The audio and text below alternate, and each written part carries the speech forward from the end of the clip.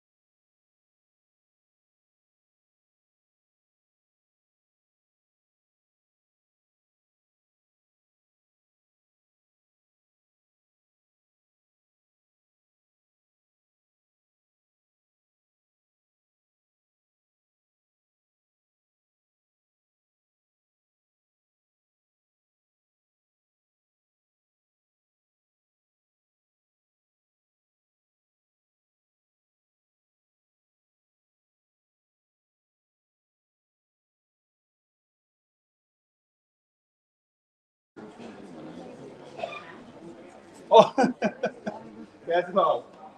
Mr. Naresh, how are you? लोग दूर से आ गए हैं बताओ हैं कैसे नहीं आएंगे आप ना हम ना आए दूर वाले लोग जल्दी आते हैं पास वाले लोग लेट आते हैं कैसे कैसे She is Ritu. She is our president of Delhi chapter, HR Success Talk. And Naresh is the vice president. छाए हुए ना पहले से थे उसको छाए आप कुछ कर सकते हो आप उसका सक्सेस वाला एलिमेंट चाहिए जो सक्सेस वाला एलिमेंट नहीं हमारे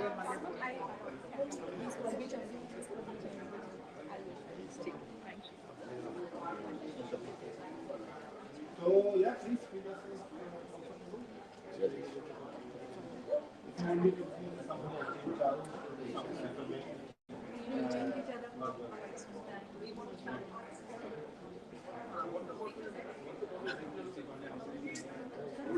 हम बाहर ही देखें सर हाँ वैसे तो लोग आ नहीं पाते हैं सर वो आपने बता नहीं सकता आपको क्या नेक्स्ट टाइम हमने मतलब अपना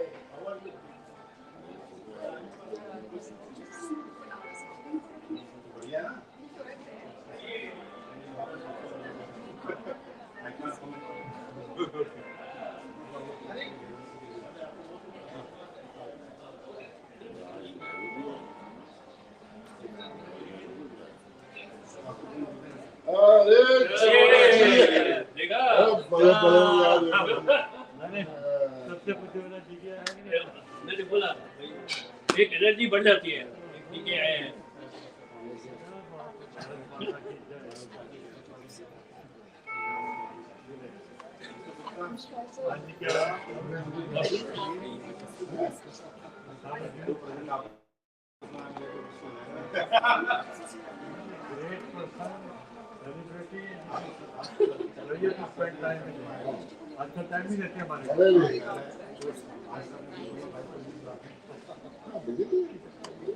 मिले लास्ट प्रोग्राम में आए हुए थे All great people are here. कैसे हैं आप अरे बाबा क्या बात है क्या बात है तुम्हें एनर्जी दे दो म्यूट कर दो अबे क्या हाल है and we will do it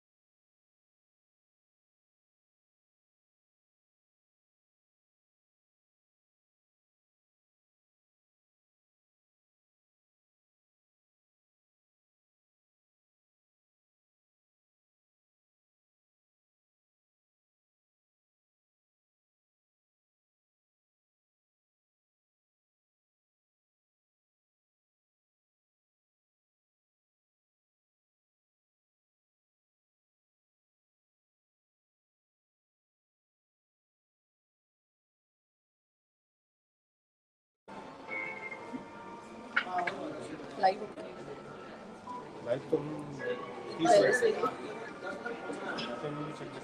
मेरे को आप सबके साथ पिक्चर चाहिए। अच्छा कहाँ इस बैकड्रॉप पे लेना है? आइए संतोष आइए, कैसे हो आप?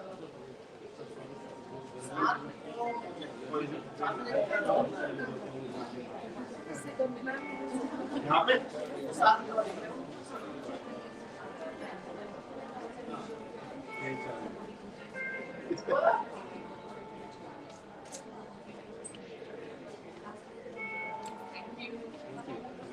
बताओ Govind.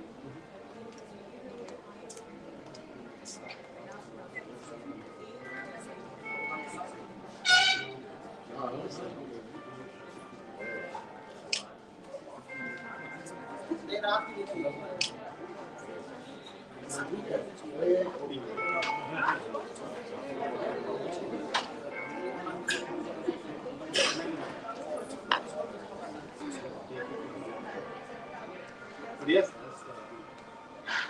See, thanks. This is all more than 30 years. Kids.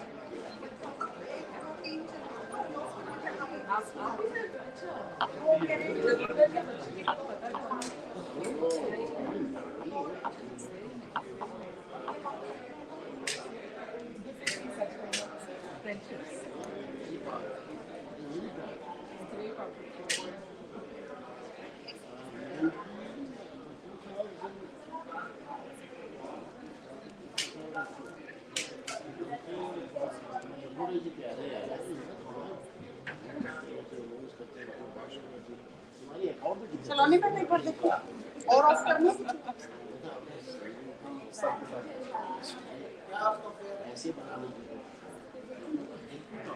आप बताओ और ऑफ करना सर लाइफ ऑफिस का काम किया चल रहा है।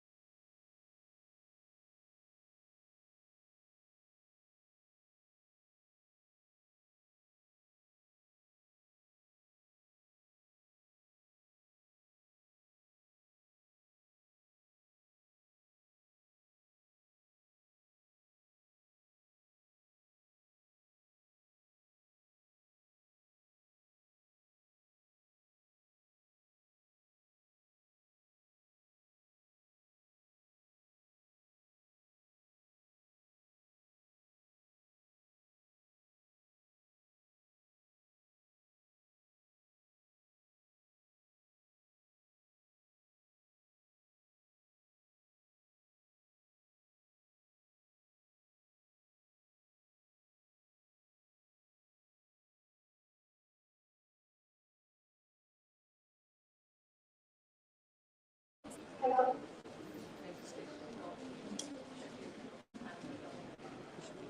Good morning, ladies and gentlemen, honorable guests, and all the dignitaries present here for the HR conference and HR Success Talks 22nd HR Skills Meet organized by HR Success Talk and Faridabad Management Association. My name is Deepthi, and it is my pleasure to welcome you all to the stage on behalf of HR Success Talk and Faridabad Management Association. Now, I would request Honorable Principal Dr. Satish Ahuja, Mr. Govind Singh Negi, Ms. Indrani Ghosh, Mr. Abhay Kapoor, Ms. CHAUHAN, and Ms. Indrani Ghosh to take their seats on the stage.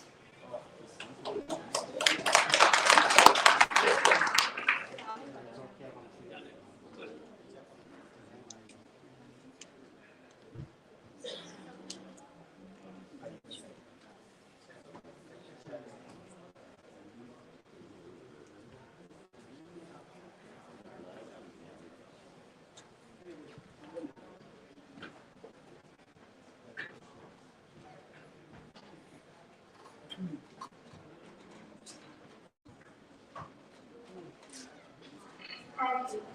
Now, I would request Dr. Vandana Singh to announce the felicitation of all the dignitaries.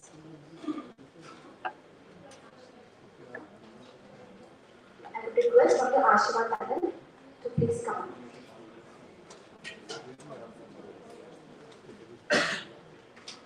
A very good morning to one and all present here. I, Dr. Ashima Tandon, Member Organizing Committee, DAV Institute of Management, on behalf of our respected Principal Director, Dr. Satish Ahuja sir, extend a very warm and a hearty welcome to all our esteemed speakers and guests for the day. Today, we all have gathered here for HR conference on best practices in talent attraction, development and retention. So now, before we start with the conference proceedings, it's time to formally welcome our esteemed speakers and guests. So now, I request our respected Principal Director, Dr. Satish Ahuja sir, to please come forward for the formal welcome of our guests.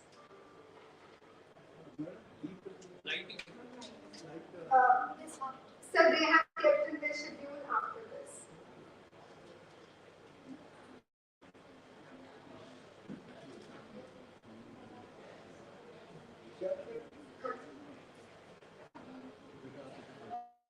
So I first invite Mr. Govind Singh Negi. So please come forward for his formal welcome with a cotton plant.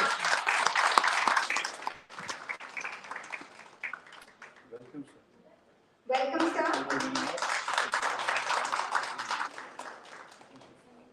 Now I invite our next speaker of the day, Ms. BHAWNA to please come forward for her formal welcome. Welcome, Indrani ma'am.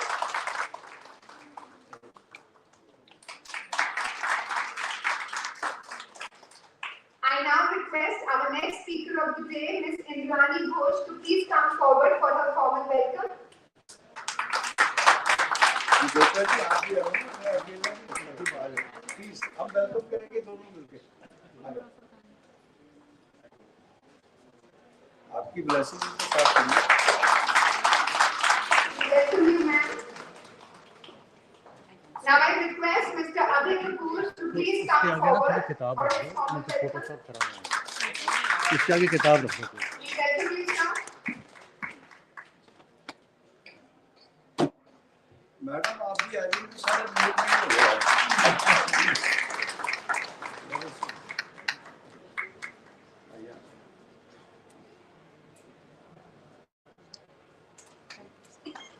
Next, I request our organizers of the HR Success Talk. So first of all, I would like to call upon Mr. Govind Singh Negi, who is the founder and global CEO of HR Success Talk. Sir, we would like to extend a formal welcome to you.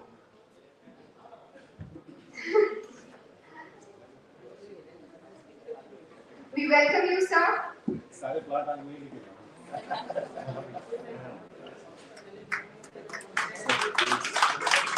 It's my honor.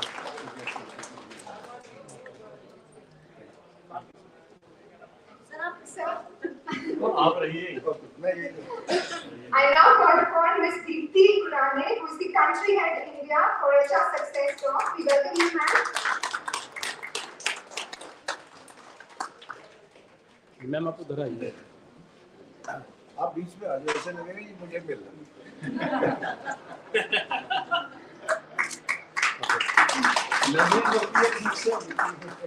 Now I call upon Mr. P.K. Gupta, who is the advisor and president Haryana chapter for HR Success Talk.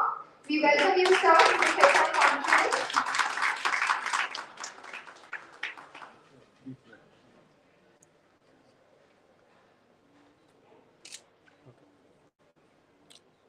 Next, I would like to extend a warm welcome to our members from Faridabad Management Association. So first of all, I request our respected Principal Director to please welcome Mr. Subhash Chakotta ji, who is the Senior Vice President of Faridabad Management Association. आगे sir बाकी organiser बुलाओ sir आओ ना अंजलि रश्मि So I request my members of the organizing team to please come forward.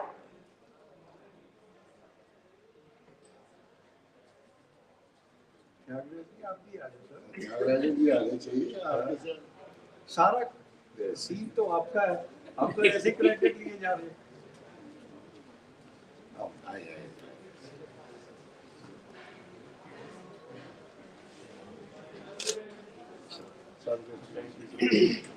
So next, I invite Mr. Chaudhan, who is the Executive Director, Faridabad Management Association. I request Principal Sir to please welcome him.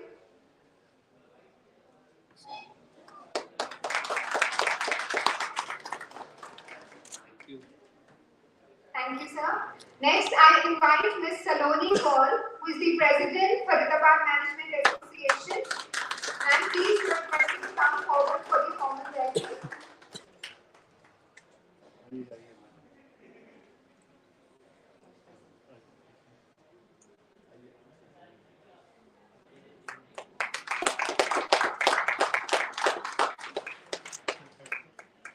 I now invite Ms. Charu Smita Malhotra, who is the General Secretary, Faridabad Management Association, to please come forward.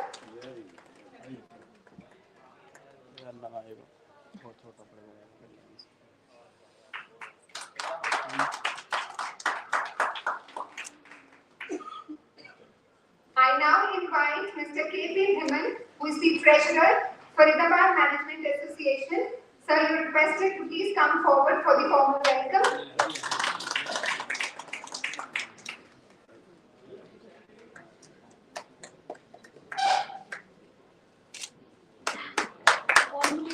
I now call upon Mr. D.K. Bakshi, who is the Chief Mentor and CEO of Global Talent Company Limited. Sir, you are please requested to come forward for the formal welcome. You are the most wanted। Sir, I call you like आइए। आओ ना, आओ यार, secretary जी। अरे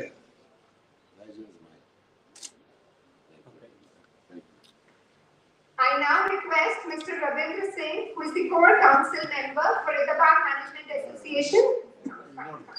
So thank you so much, Principal Director sir, and all the dignitaries. Thank you so much.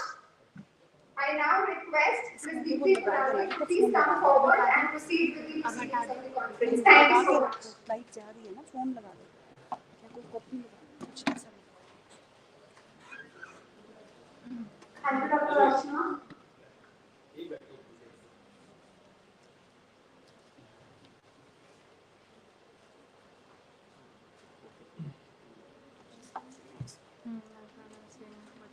Now, we will go forward with the next ceremony. The lighting lamp is a symbol of auspiciousness and it is our culture to light the lamp before starting the program. So for that, I would request all the dignitaries to come to the dais and light the lamp.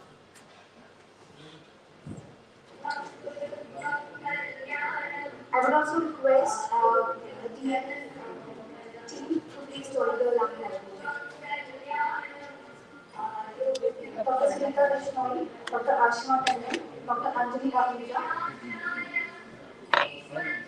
Dr. Lakshmi Malwa, Dr. Govind.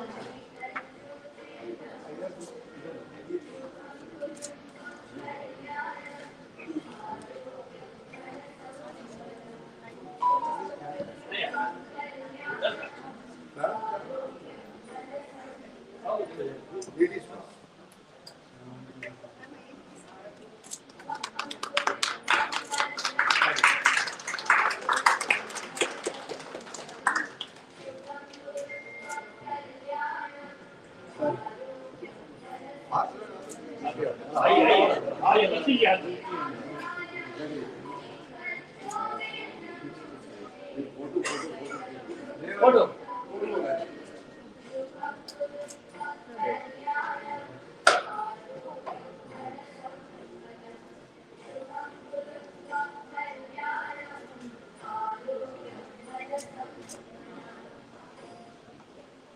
Now, I would request all the dignitaries to occupy the front seats, please.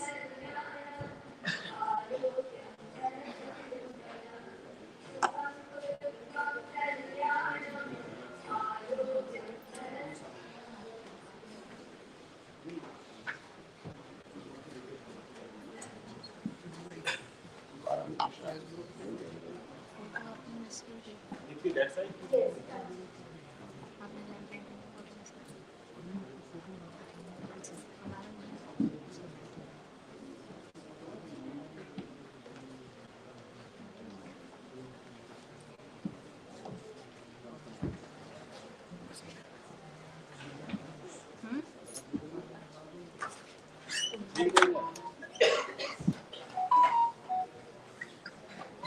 Thank you. Sweet and affectionate notes have filled our hearts with positivity and good vibes. Now, I would request Dr. Satish Ahuja, Principal, DAV Institute of Management, to take the opportunity to do the inaugural address. Please, sir.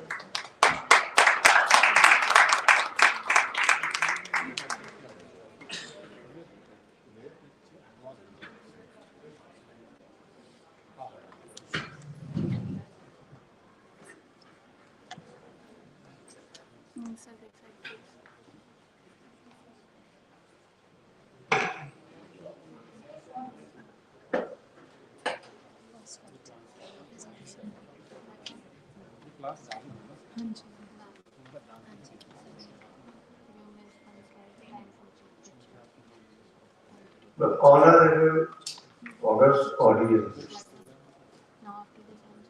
ये DAV institute of management के लिए बड़े proud movement है। ये और भी बढ़ गए जब one of our guests is from the first batch of DAV institution of management. Sir, आप please.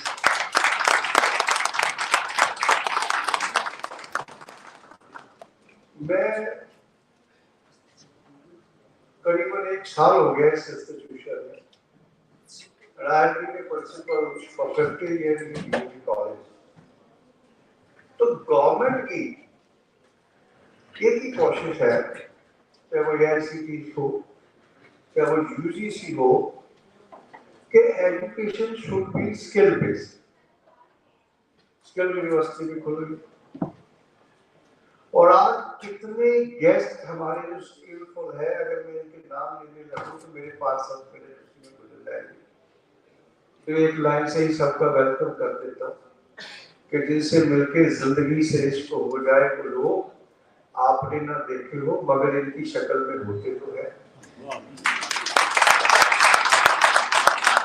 ये हमारा बड़ा सौभाग्य है।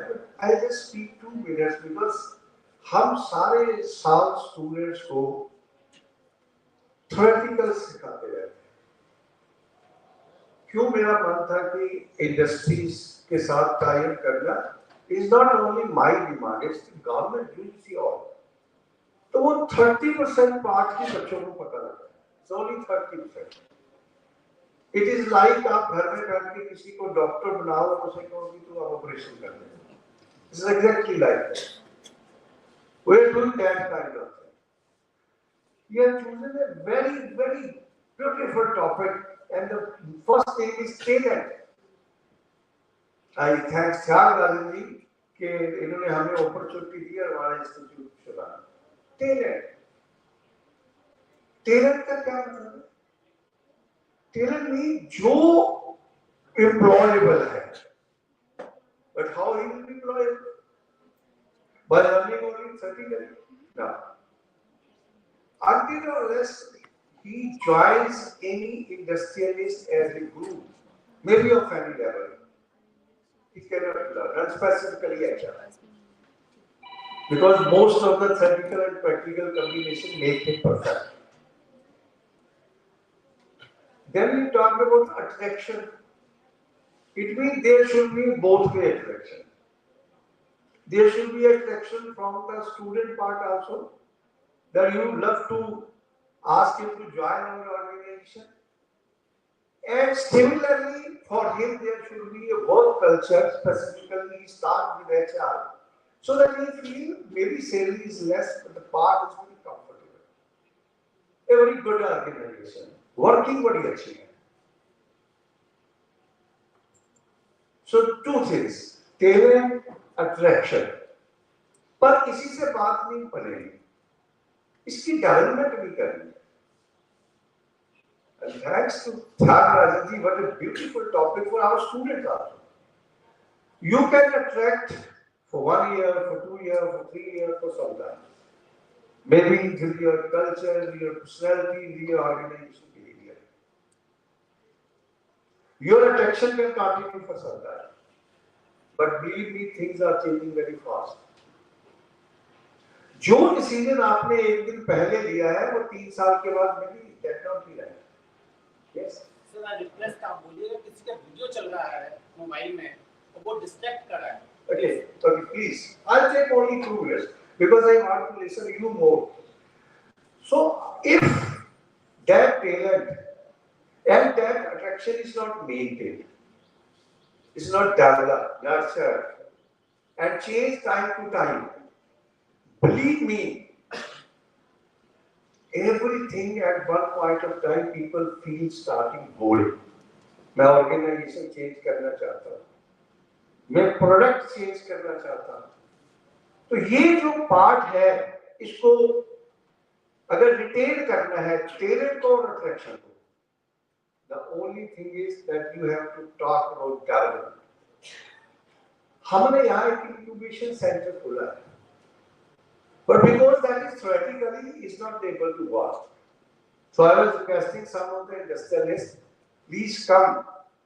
आपका जो सबसे बड़ा कॉर्पोरेशन और कंट्रीब्यूशन होगा वो जो हमारे एमबीए और एमसी के किसी भी इंस्टीट्यूशन के स्टूडेंट्स हैं उनको जब हम प्रैक्टिकली इंक्यूबेशन सेंटर में उनको सिखाएंगे या give an opportunity to invite the student in your industry, believe me, you are contributing for the nation.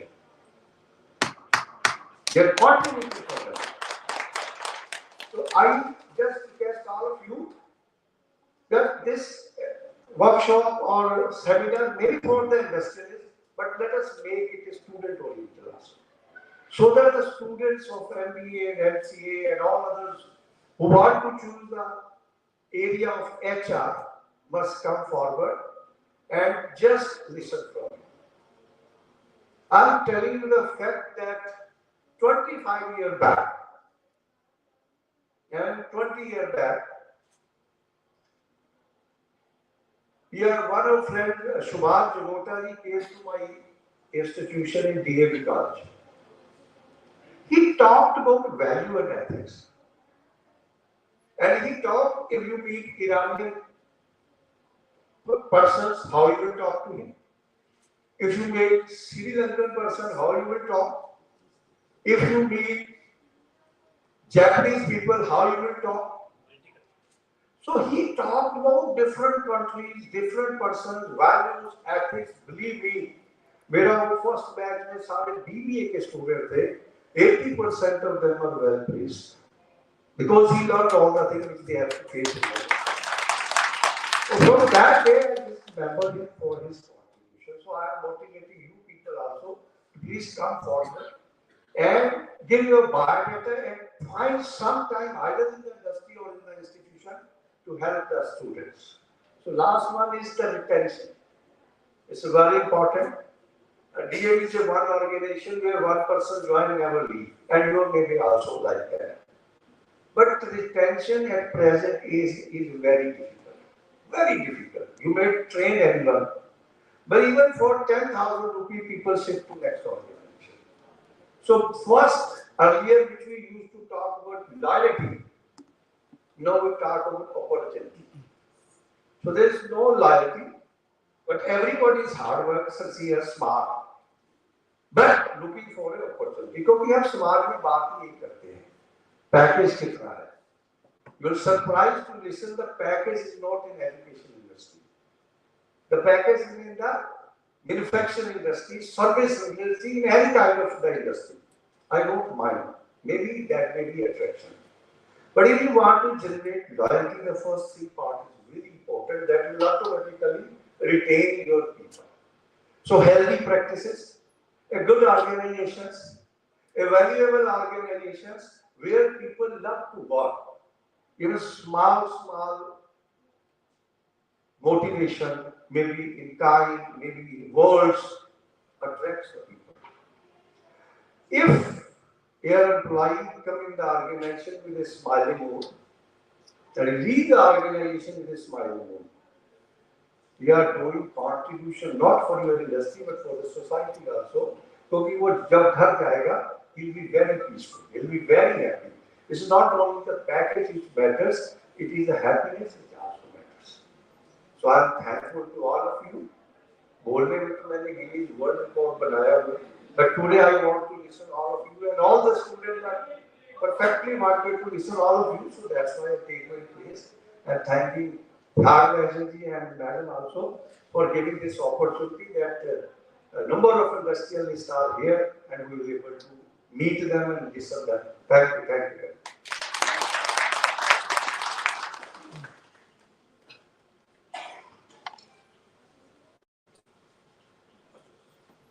Thank you so much, sir, for the encouraging words. Now, I would request Mr. Lonnie Kaur, President, Faridabad Management Association, to address the gathering.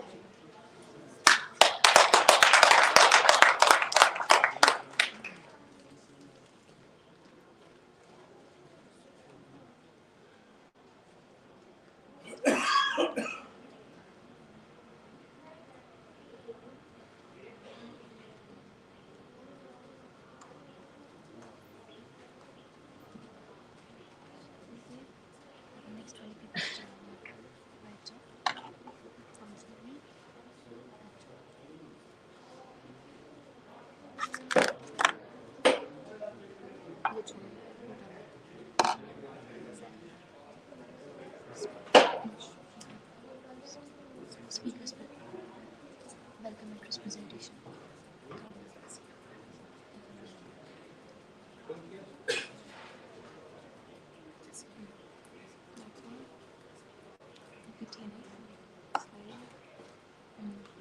A very warm welcome to all present here today. It is my honor and it is a privilege to have listened to Dr. Satish Ahuja this morning. The words resonated with what, as an HR professional, I have learned and lived that life for the past 32 years. Today, on behalf of Faridabad Management Association, as the president, I am blessed to be partnering this event with HR Success Talk. This association will forge and bring many new programs to the community, to the industry, because we believe that when we collaborate, much bigger things happen. To all the students who are gathered here today, I believe that this is a real opportunity for all of you to really listen and absorb what the industry leaders have to share with you all.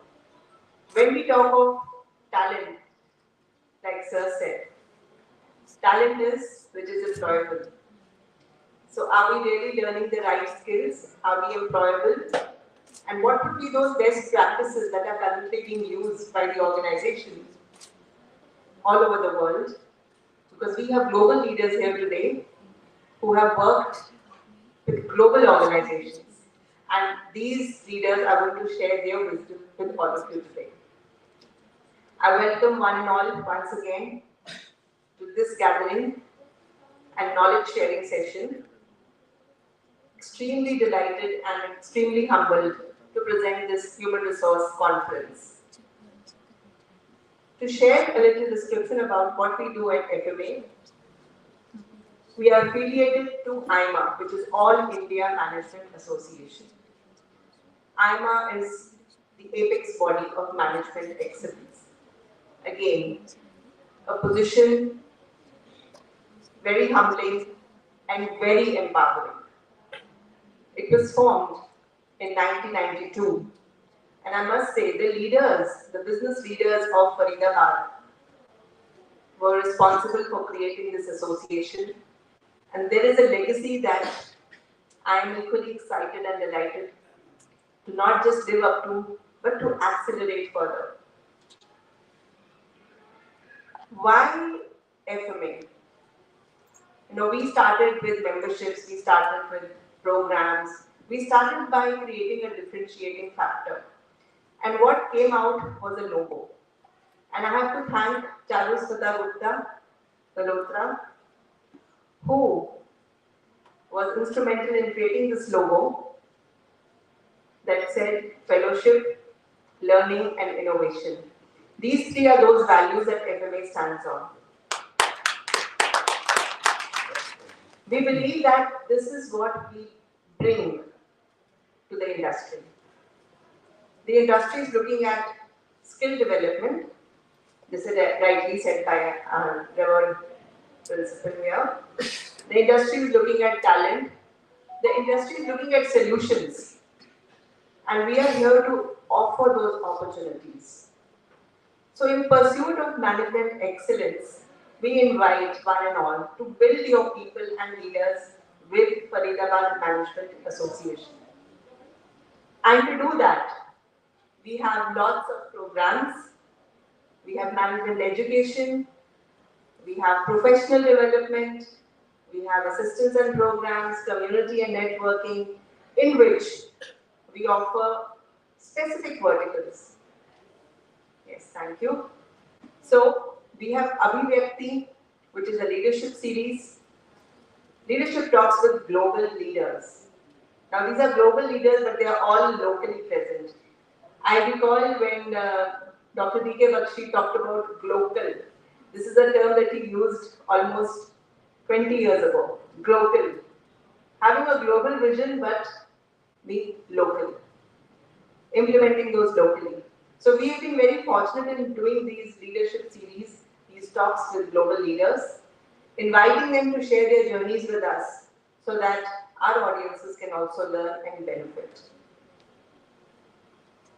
We have not limited ourselves to just business leaders, and mostly these are dominated by male, the gender. We specifically went out looking for also female business owners, female business leaders, so that our population, our members, the diversity that we have and we are very proud of, are also able to have substantial takeaways. We came up with Kaushal Vriddhi, which is again a series of skill enhancement programs. So whether it was executive presence, whether it was business communication, or even how to create one's own happiness, these were programs that really added value. Emotional intelligence, again a very, very important skill. Mostly when leaders go up the ladder, what's more important is not the technical expertise, how they manage and lead their people, how they lead with vision, how they lead with transformational process, that matters. An emotional connection with your people helps to not just connect with them, not just to connect with their aspirations, and eventually connect them with their business goals as well. So we are very fortunate that we have been able to create these collaborations where we are in a position to bring these valuable value-add programs to our audiences. Arogyata, physical and mental well-being. We've all seen in the last, year, 2 years, 3 years, how mental well-being has taken a toll. How corporations today are struggling, not getting the best of engagements, and this is not new, but it has become more visible in recent times. So physical and mental well-being programs to make people aware of what they can do, simple things that they can do to actually create their own wellness within, enabling them and making them powerful, not just physically but also mentally. So many programs with institutions, with universities. Today we are with DAV Institute of Management in the recent past, with JC Bose University, with Sri Vishwakarma Skill University, with Sushant Universities. These are all programs that we've held in the last couple of months this year. And then business leadership programs. Last but not the least, this is where real value gets created. When you interact, we talked about fellowship. When you interact and you get to speak and meet with these real business leaders, you have significant takeaways. So FMA's endeavor has been to invite leaders, invite global personalities so that our audiences can again learn from them. And I think we've been really, really fortunate that people have come, they've attended not just our online but also offline sessions. So thank you so much for your patience listening. Welcome once again.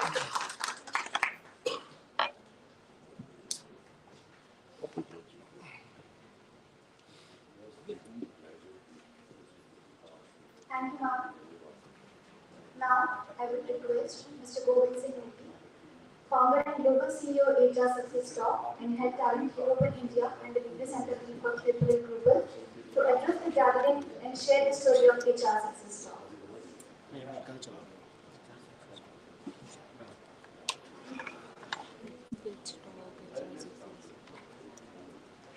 Let me know when you're ready.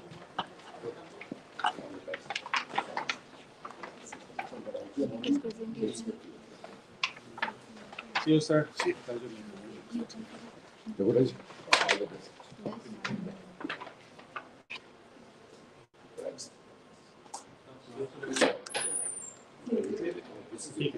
Working. Did you name something? Yes. My college of the eminent has been logged in this.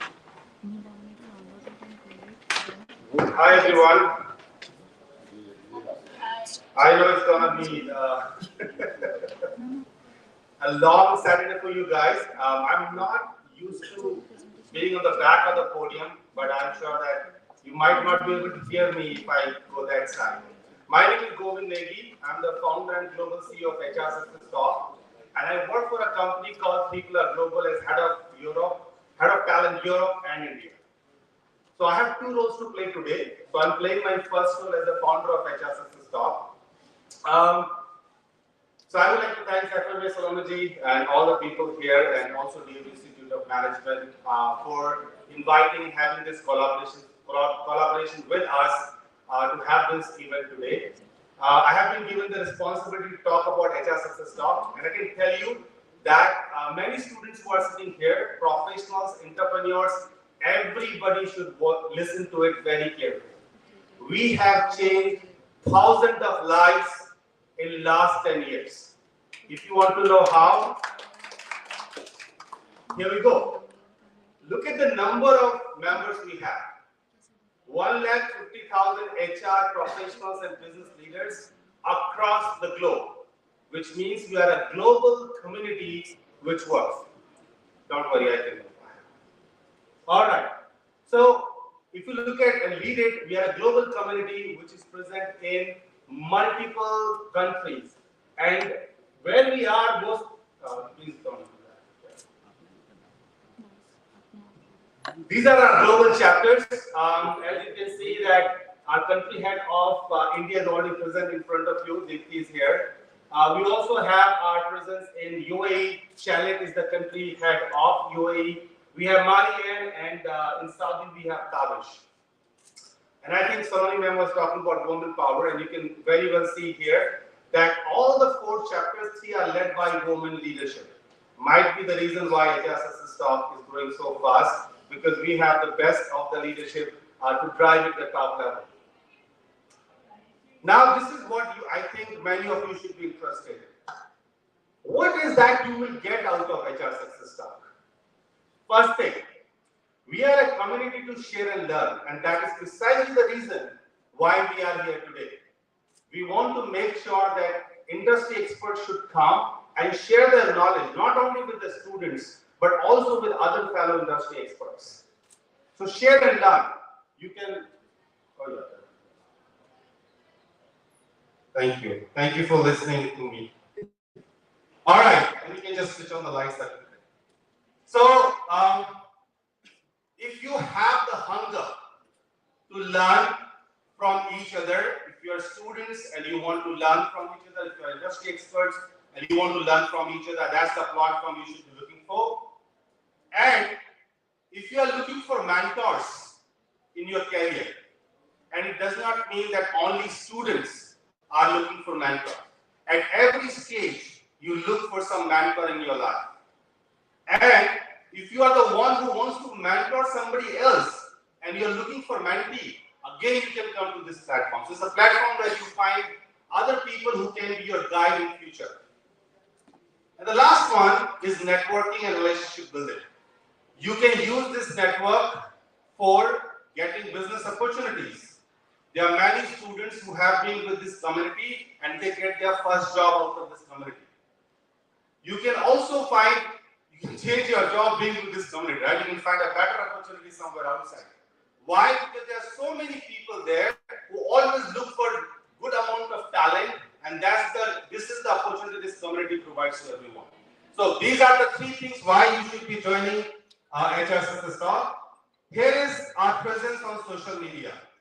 Right now, this telecast is going live on 8 platforms. I can see you, sir. This is going live on 8 platforms, which means it is going to reach not only in India, but outside India to 150,000 members we have.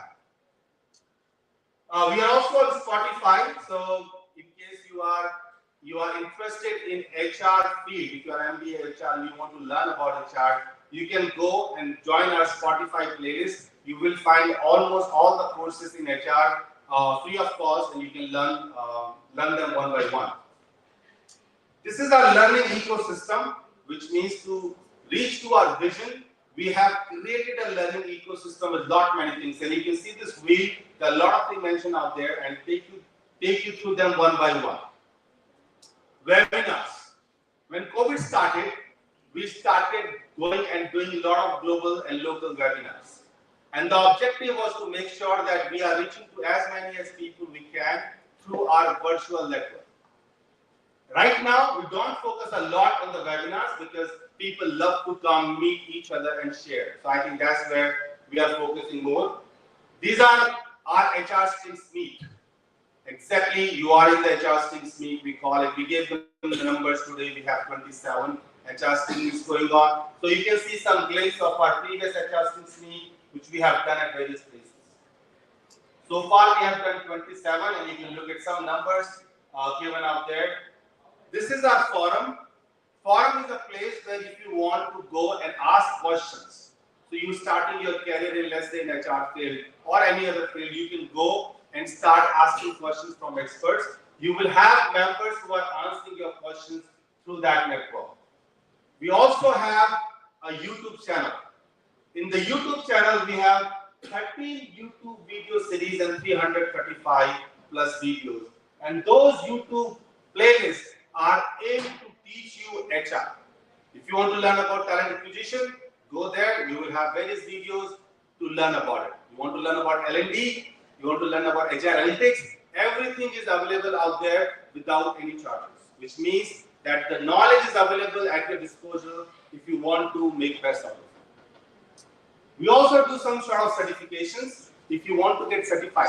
Let's say if you want to get certified in HR analytics or performance management or things like that, you can go to our website. We have some online assessments out there. You give assessment, and if you score more than 50%, you will get the certificate. This is the recent assessment which is going on right now called talent acquisition. By the way, that's the topic as well. We do Global Excellence Award. This is one of the flagship program of HR Success Talk, where across the globe people participate and nominate themselves for different categories of awards, and we give them awards based on their nomination. We have done so far 6 awards with 3,000 audience, 55 jury member, 135 winners as of date. These are the glimpses of some of the awards which we have in the past, the media coverage of those awards. We also have a website where we invite people to write original blogs.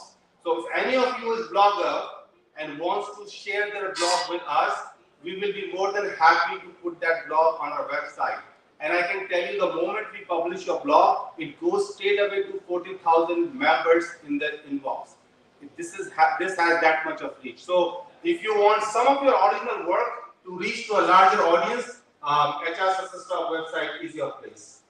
We also do a lot of Edge Talks. Edge Talks is basically a global talk series. It's like a fire chat, if you know, where 2 leaders come together and talk, and you can get value out of those conversations. We have recently built Elite Club. Elite Club is basically for those who are very senior professionals, CXOs, CHROs in the organization. We have this chapter called Delhi NCR. We have approximately more than 110 head of HR part of that. These are some of the glimpses of our Elite Club meets in the past. We have recently started collaborating with colleges, and we support colleges with, because of our network. Imagine 150,000, 1.5 lakh HR professionals. What cannot we do for colleges and universities, right? With our collaboration, we support colleges to make the student get internship, get placements, have HR conferences out there, invite local and global guest speakers. In past, thousands and thousands of students have already been placed through the network of HR Success Talk. So this is the list of all the national and international colleges we have tied up with, and we are supporting them in making their students place in various corporates. Myself, this is our advisory panel. One of them is available here, Mr. Gupta. So this is the advisory panel of HR Success Talk who talks and decides a direction in which HR Success Talk needs to go. This is our team, and as you can say, 64% of our volunteers are women. I would like to emphasize on that, right? So this community is run by volunteers. This is not a typical private limited or organization where we go and start making profits. No, it's basically a community with 64% our volunteers are women, and despite the fact that we are a community, we work very similar like a corporate. So look at that structure, very high level structure of HR Success Talk, where if you want to join as a volunteer, you are most welcome and you can participate. Now you should have that passion for which you want to come to this community, because it's a voluntary work. You want to come, you want to build your network, you want to give back to the HR community, you want to meet a lot of business leaders. If you want to do all that, absolutely. If you are a student and you want to be a volunteer, do that, because you will be meeting a lot of HR professionals and other business leaders who can help you to get your first job or maybe internship. With that said, thank you very much and hope that I will see you somewhere.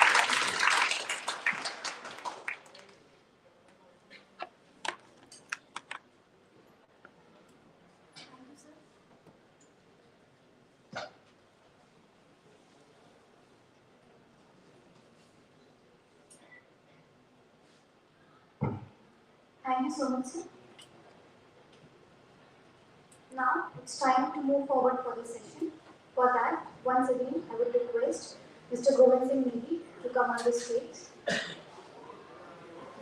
Can you make this? Mr. Govind Singh Negi, he is an HR and business leader, blogger, social media activist and investor with dual masters in computer application and business administration from Symbiosis University, Pune, and having 20 years rich experience in the field of talent management. He has been awarded as HR leader by the Great Place to Work, 100 Tech HR and Tech Minds by World HRD Congress, Best CHRO by Wheel Matters, and Top 20 Talent Champions and LMD Leader by CHRO Science. Currently, he is designated as Head of Talent Europe and India for Global IT Company of AAA Global, having a global presence in 8 countries: US, India, Romania, Mexico, Costa Rica, Czech Republic, Canada, and the UK. He is also the founder of HR social group called HR Success Talk, which has 150,000 members. He enjoys guiding young HR professionals in their growing career. He is also the founder and trustee of NGO called Amrita Devi Foundation that works for women, skill development, and employment in Uttarakhand. So please come on the stage. Thank you very much. I'm audible? I think so. So I'm going to play my second hand now. And as a representative from 3 Global, I wanted to talk about the best practices in talent attraction. Now, considering the fact that our audience is a mix of industry and students, I tried to tweak my presentation to make sure that it is valuable for students as it is valuable for our industry experts. Now, let me give you a little bit of glimpse of what 3 Global, the company I work for, is. And Deepti has done a pretty good job of explaining it. I like to do a little bit of double click. Because if you want to work for 3 Global, you should know what this company is all about. 3 Global is a US-based IT software development company. We have more than 2,500 employees across the globe with 8 countries presence. We have, by the way, I think a couple of weeks back, we have acquired a company in Canada as well. And now we are growing in Canada space. We have our office in Sector 62, Noida, and but we have our employees all over India itself. I am playing 2 roles in 3 Global. One is the head of talent for Europe and India. At the same time, I'm also the country head for India. So these are the 2 roles I play. Today, I'm going to share my learnings with you. And whatever I'm going to tell you today is not from a book or internet. It is something which I want to share with you from my own experience of talent attraction. By the way, we hire 100 apprentices every single year. Mostly engineers, but also management graduates.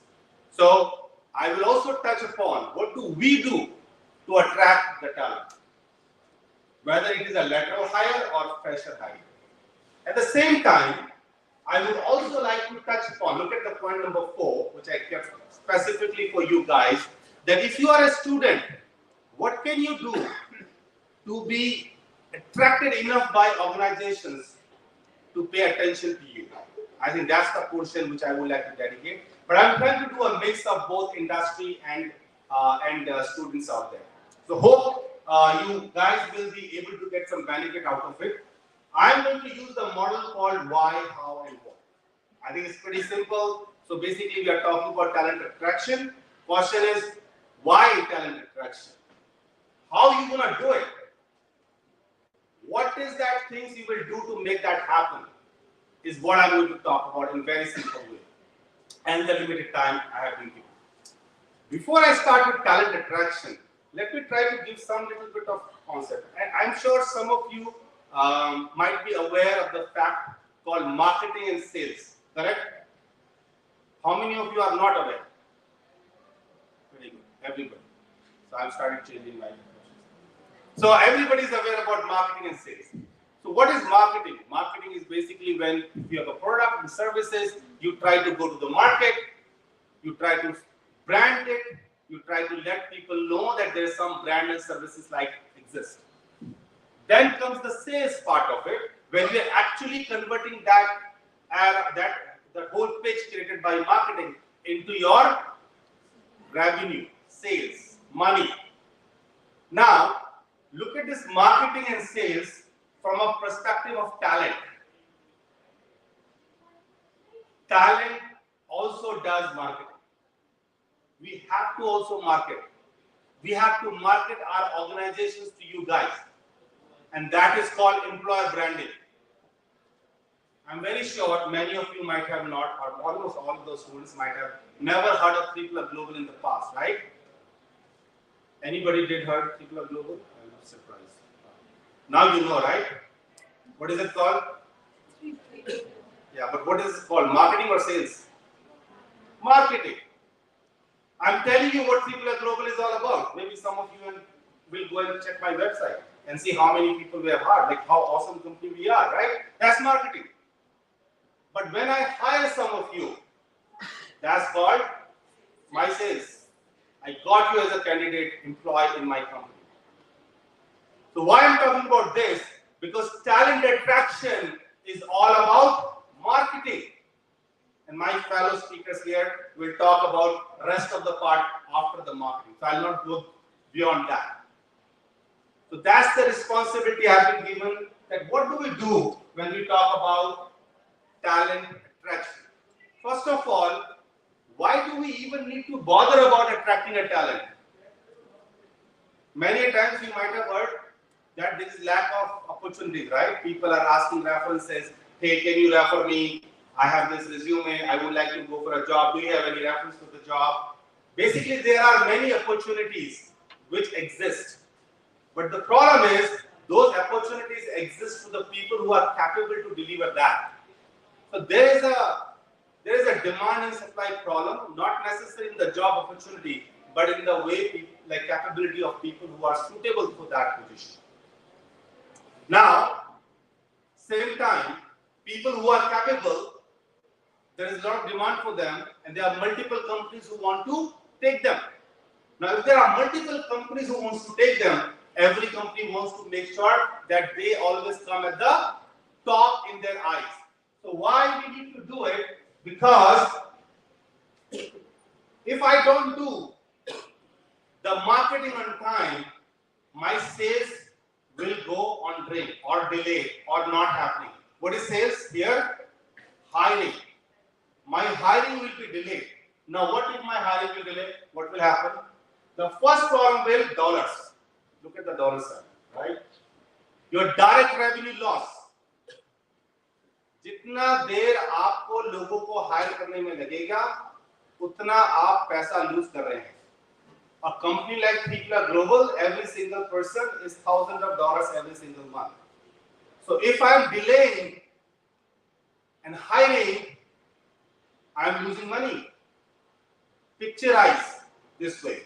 A US company in US says, I need 10 developers starting from 1st December. Correct? I'm going to pay you $12,000 a month for every single person. It's $120,000 a month. We asked our talent acquisition team to hire starting 1st December. They hired 5. Couldn't hire 5. So the whole December has gone. The whole month has gone. How much dollars I lost? If one person can make me $12,000 a month, if 5 are not hired on time, how much I lost? $60,000. Convert it to rupees and you'll understand what is the damage. And this is a very small example I gave it to you. So that's why talent attraction is important, because if your hiring is delayed, you're losing money. And then you are having dissatisfied client. Again, imagine that client who asked you for 10 people, right? There was a reason why he asked you for 10 people. Because he had work for 10 people. And you are giving him 5, then he will not be happy with that. Because his work is getting delayed. His product launch is getting delayed. He is also having a revenue problem because he's not able to launch it on time. That's why you get your client dissatisfied. Nobody wants their clients to be dissatisfied, by the way. And your growth goes slow. With this, why do you think organization can afford to have delay hirings? Yes or no? No. They cannot afford to have delay hiring. And if they want to attract the right people, they need to focus on talent attraction. So you understand why talent attraction is important? Now let's go to how you're going to attract talent. Imagine you are the HR professional, you are the business leader in your company. How will you attract? Or tomorrow, if you are a joint organizations where you are joining as HR, how you will be attracting talents? Because of the lack of the time, I divided into two big categories. One category, and that's gonna be more for my industry colleagues here, but I'll try to do a better job of making sure that my students also understand it, is defining your EVP and promoting it. Now you might ask, what is EVP? EVP is employee value proposition. Employee value proposition meaning for what people come and join you and for what people stay with you. And every company has a different EVP. The value proposition, like Dr. Satish was saying, that people who join DAV stay here for longer period of time, correct? They stay here for longer period of time, all the lecturer staff, everybody. There must be something in DAV which is not there in any other organization because of which people stay. That's what called EVP. What is the employee value proposition? What is the value proposition employees getting in your organization? And it will differ from organization to organization. And that is why I said, first of all, each organization needs to find those EVPs. By the way, not an easy job. But yes, it has to be done. And once you know your EVP, you should do a pretty good job, damn good job of promoting it. I will do double click on that later. Now let's go to the second piece I was talking about called employer branding. Nowadays, companies and organizations have different department on employer branding. आपने marketing department तो सुना है, right? Yes. Companies के पास आज के date में employer branding department भी है. In my organization, I have employer branding department. Person and team dedicated across the globe to only spread news about three pillars. And the objective is bring right candidates to us. Because it is not easy to find those right candidates and attract them. So that's why we do not many things. I'll talk about what we do to attract talent to our organization. So this department is not there for clients. This department is for getting new employees, hiring. So how do we do that? How do we define our EVPs and promote it? How do we go with employer branding? So I'll touch upon that a little bit. Let me go first with EVP. Now, because of lack of time, I'll try to keep it very high level. So if you have any questions, I'm happy to answer. There are two EVPs three pillar is very proud of. As I said, every organization has to find their own EVPs. I'm talking about the EVPs from three pillar. So question is, if any of you wants to join three pillar, also my colleagues here, if they want to join three pillar, why you should join three pillar? And if there are only two things I need to pick, I will pick first work culture. This is the reason, this is one of the reasons why people join us, and this is one of the biggest reasons why people don't leave us. What's in the work culture? First, we are a work from anywhere organization. Permanently. Permanently meaning we will never ask our employees to come to office. If they want to come to office, we have offices as well. But it is not mandatory. 60% of our employees nowadays are living outside Delhi NCR. आपने बहुत सारे concepts सुने like vacation पे लोग चले जाते हैं, वहाँ से लोग काम करते हैं. All those concepts you can see. And being an IT company, we build HR best practices. We have liberty to build best HR practices. Now, why we can do work from anywhere? Because our services allow us to do that. So we are a work from anywhere permanent company. We are flexible working hours. What does it mean? We don't bother what time you start your work and what time you end your work. We don't take your attendances. What we ask from you is two things. One, you are responsible for your own productivity. If the work is given to you, you are supposed to finish it. Doesn't matter you are starting 12 o'clock in the afternoon or you are starting at 8 o'clock in the evening. Does not matter. You have to finish your job. Second, if there are meetings where you are supposed to be part of, you should be. उसके अलावा आप mall में घूम रहे हैं, आप cafeteria में बैठे हैं, आप कुछ नहीं कर रहे हैं, आप नेटफ्लिक्स देख रहे हैं, we don't care. Literally, we don't care. You have to just get your work done. We are a very employee-centric organization. We spend thousands and thousands of dollars for our employee engagement. I don't have time to talk about all those things, but if I start talking, you will be amazed to know what are the different kind of benefits we give to our team members. एक छोटा सा example मैं देना चाहूंगा जो आजकल हमारे लोगों को बहुत पसंद आ रहा है. How many months are there in a year? Every single month we send a gift to every employee across India. Every single month. To the extent that now the families have started asking कि अगले महीने क्या gift आने वाला है. But that's a very small example. We go to every length to make sure our employees are engaged because we can't afford not to go to that length. We are IT company. Our software developers are very highly paid. They are well in demand. So we have to make sure that we do everything to not lose them. Because if I lose one, how much I'm losing every month? $12,000.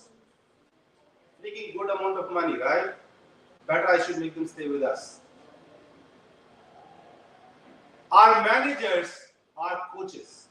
Our managers are not people with the stick in the hand saying, ye kyun nahi kiya, wo kyun nahi kiya. No. Our managers are supposed to be coached. They are supposed to be servant leadership. Like they are supposed to serve to their team members. That's what we are to people. And that's why we build this culture. Nobody's afraid of their managers. They go, talk, brainstorm, things like that with the managers because that managers are there to support them. The second thing is developmental. We spend a lot of money on developing our people. We sponsor their trainings. We do a lot of internal trainings. We do campus to corporate. I kept it only for you guys. We do campus to corporate, a 6-month extensive program. When we hire a fresher, they have to grow from 6-month program, which includes a lot of type of trainings to prepare those students for corporate, including how do you come on a video call, including how do you start a video call, including how do you talk to different country professionals. Because a global company, you start talking to a lot of global teams and the day one you start. Building for future. We do a lot of succession planning and we do a lot of investment for that. And this is an interesting one. Promotion when ready. We don't believe the number of years or months you have spent in curriculum for your promotion. If you are ready, you can get promoted immediately. You got promoted today and after 2 months you are ready for the next level, you will get promoted again. Every single time when you are ready. Which also means even you are with the company for 10 years and you are not developed yourself and you are not capable, you will stay wherever you are. So we are the company, we believe in outcome and productivity and stuff like that. So promotion whenever you are ready. I will quickly touch upon employer branding. What do we do for employer branding? I break employer branding in 2 parts, external and internal. Looks like our DAV people also wants us. So we have 2, external and internal. External meaning when you are doing branding outside world. People are going outside beating drums about three pillar, right? In various ways. But you also need to beat drums inside. You also need to tell your 500 people or 2,500 people across the globe how awesome company they are in. And especially with the remote work, it is very important. How do we do that? In the external branding, we leverage social media like anything. Go to 3-pillar page, you will see all the fun work which we do. We go and participate in many communities. We go and participate in many conferences. We do thought leadership. What does thought leadership mean? the leaders in the organization go outside and talk about various topics, like the way I'm coming here today and talking about talent attraction. Thought leadership. We have alumni network and we always get our alumni network engaged. We do a lot of hackathons for our engineering. Now, internal. Internal meaning how do you beat drums internally? Again, with a very nice way of communications, we do focus a lot on the communications we give to our people. We keep telling them, like, what have you done? Like, how do I know that we have acquired a company in Canada? Because it came through a communication channel. We did beat a lot of drum inside also, so that our people feel that they are part of a growing organization. Employee testimonials. We ask people to shoot their videos and share with others that what great work this organization is doing. We also go with social media, referral programs, stuff like that. Now, I'll go to the last part of my presentation. And by the way, this is the real picture of one industry visit from 3 Pillar. How students can make themselves attractive enough for companies. So this is the part I kept for my young participants today. So what can you do so that company notices you, right? Do you want to know? I'm going to give you 3 mantras today in very brief. 1, make best of industry leaders visit. Have you ever had people in industry visiting you? Never? What about today? So today you have a lot of industry leaders here. On this side, on that side, a lot of industry leaders are there. What are you going to do about it? Just come in the conference room, just have a look at it, some chat on the, and then go outside, right? Done. Attendance is done, I'm out. That's the worst thing you can do to yourself. I would better recommend go outside and watch Netflix than being here if you don't want to do anything out of it. Seriously, you don't have to waste your time. But those who wants to get attracted by the companies, what should you do? Make best out of your industry. How you can do that? Ask questions.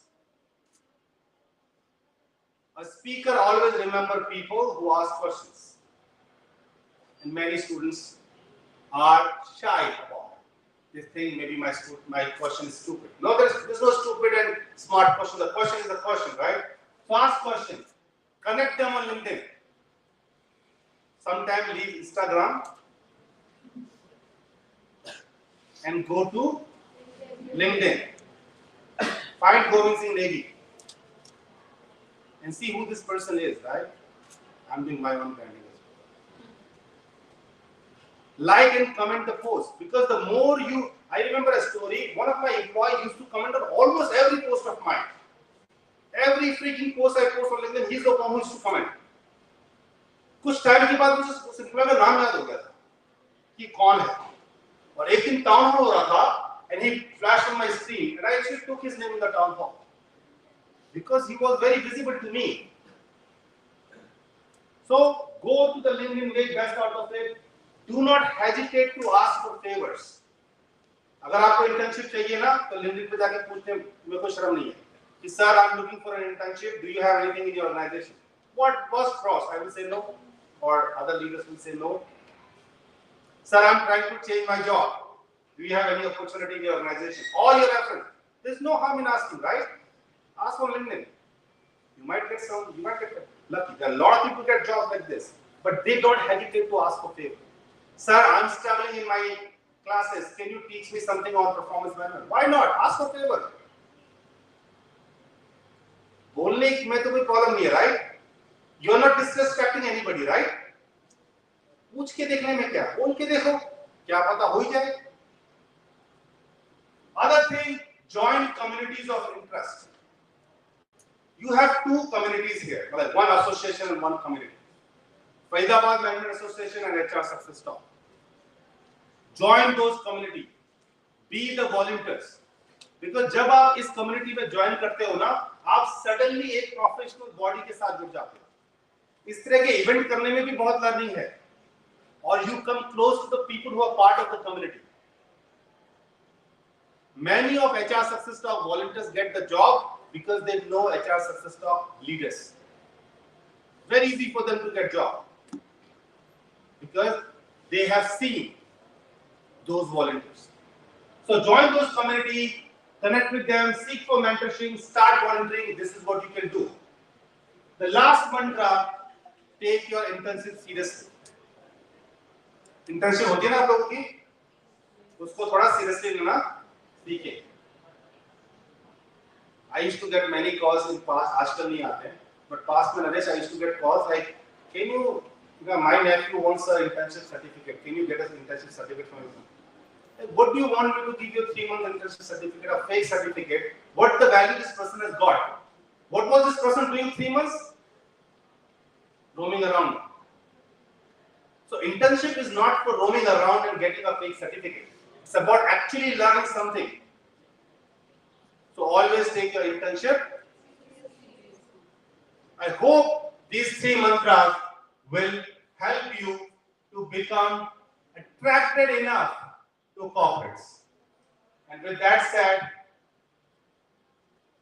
let me give you a last one. If you want to forget about everything what I said, you can. Don't forget about what I'm going to say now. Out of sight. तो अगर किसी को भी talent, अगर आप चाहते हैं कि ऑर्गेनाइजेशंस आपको नोटिस करें, always stay in the mind. How can you stay in the mind? What I told you, the 3 mantras. This is also applicable for companies. If I am responsible for hiring people in my organization, my company should never be out of mind of those I wanted to hire. That's my stage for today, and thank you very much everybody for listening. Thank you so much, sir. I'm sure a lot of students learned a lot about the best practices about the triple and how they can make best of this session and their internships and trainings. Thank you. Now, I would request our second speaker, Ms. CHAUHAN, to please come on the stage. Very good. Ms. CHAUHAN is General Manager, HR for Audit Division.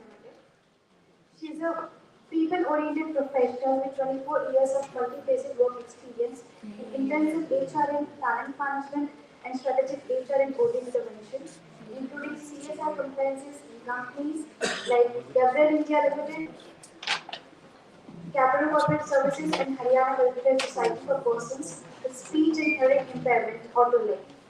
Proficient in designing and managing people process and systems and robust feedback mechanism. Highly competent to institutionalize employee motivation and engagement practices with flavor of fair and trustworthy HR environment. Result-oriented with excellent communication skills and understanding of organizational strategies with respect to variable context analysis. Now let's take 50 seconds presentation. Something I would like to talk with the students.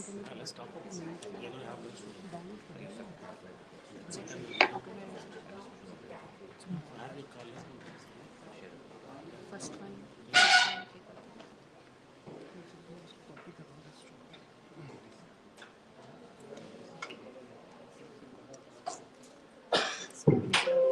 Hi, good morning, everybody. It's an honor to be the part of this association. I thank Saloni and HR Success for making me the part of this great topic that we will talk about. And this topic is really, really very dear to me because I have been there and I have worked there right at the grassroots level to really understand the nuances of what development is. And while I was going through this topic, there was something that I was thinking post-COVID and how lives have changed. And I no longer would like to call it as talent development. I would like to call it as talent care and development. And when you really marry these two words, talent development and talent, care and development, it becomes much more self-explanatory not to think yourself as only employers, but also the larger role that one has to play, not as only being an employer, but also to being the part of the society. And also being thankful to all the luck that has surrounded you to make you the person that you are today. So if you try to replicate any story of talent development, it's common sense. It's real common sense. Why common sense? So go back to your homes, go back to joint families, go back to people who have grown in life generations after generations, and we all have in some way or the other. Is there a full processed talent management program there? No. No. Still we acquire habits, we acquire skills, we acquire talent. The difference lies in only one perspective, because when you're standing on the podium and you're talking about talent, care and management, you're talking about employability. That's the major difference. So when it's coming to employability, you start thinking about so many factors. Mujhe naukri chahiye. The employability in today's terms is only naukri, my job, the money that I get. And while I was asked to make a presentation, I was thinking, what do I write in this presentation? The world has changed. No longer the employee is the same employee that was 5-6 years back. The demands have changed. The expectations have changed. And the behavior has also changed. So there's so much of dynamism which is operational in the world outside. So everything is changing. And how do you develop talent? Is it something that you have to show in your balance sheet to say, these number of lakhs I've spent because I have done some talent development exercise? Or are you able to really bring him into the industry with somebody whom you will value? So where is it we are lacking? The students will really need to understand this thing that it is not about only education.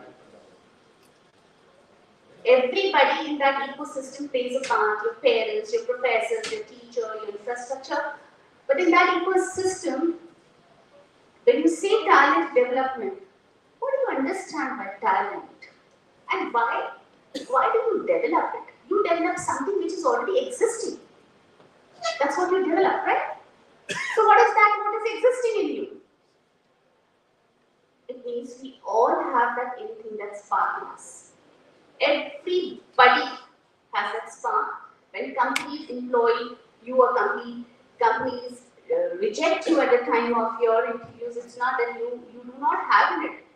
It is a question of fitment. So how do you develop that fitment is a big word. And this is where the entire process of talent development begins. Why? Because any employee who comes in the company is not a 100% packaged product for you, and should not be also. Should not be. So if somebody is 100% packaged product as an employee for you, we do not require. Because we need this bandwidth of 30%. For what? Adapting. For what? Adapting. And that adaptability is required. So go back to your homes and think, tomorrow you get married or you have somebody married who comes to your family, your brother's getting married, your sister-in-law is coming. Is she 100% attuned to your requirements? And if she's 100% attuned to your requirements, it will always be a conflict. You always need this bandwidth of 30% of adaptability. So I'll just narrate a story which is of great interest to me. The jargons of what you should be doing in talent development, we all know. I'll come to that. You all know what you should be doing, what are the best practices, what this company has done, what company has done. We all know about it.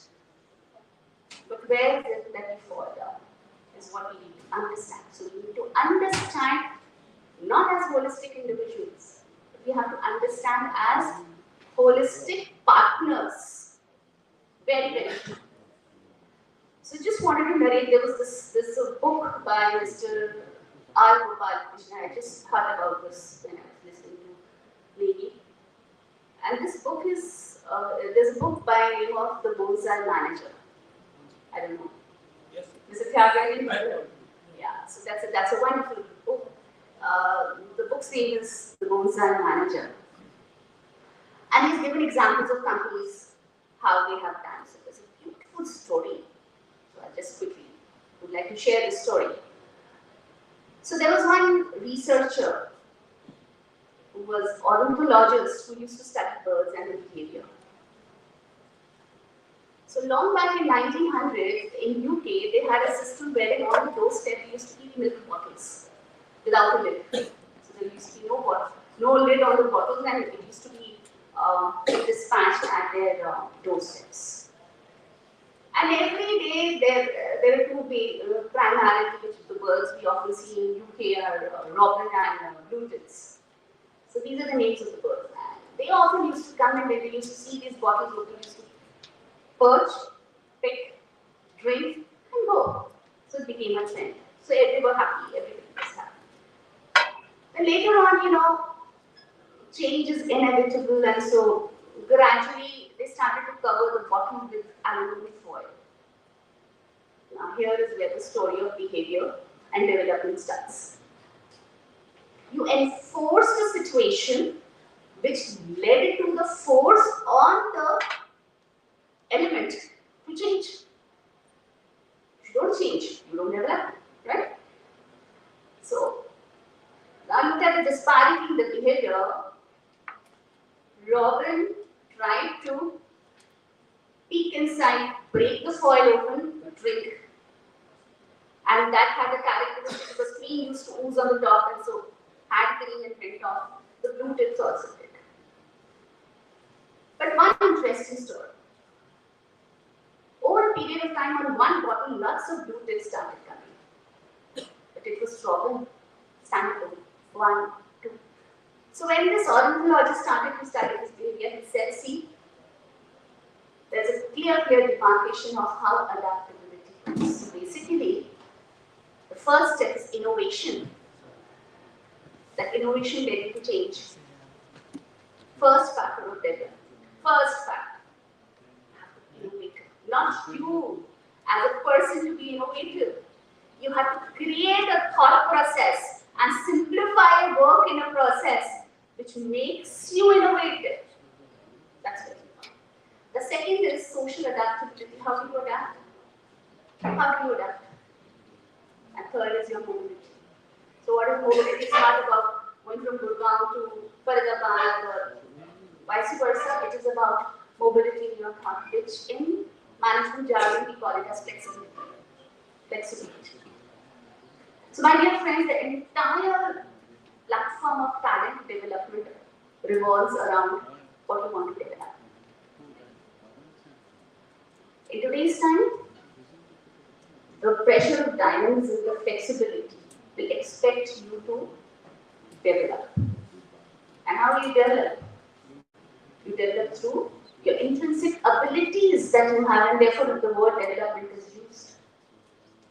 So before any HR person goes to you and says, oh, you have this, please spend some time, my dear students, to understand what is there for you.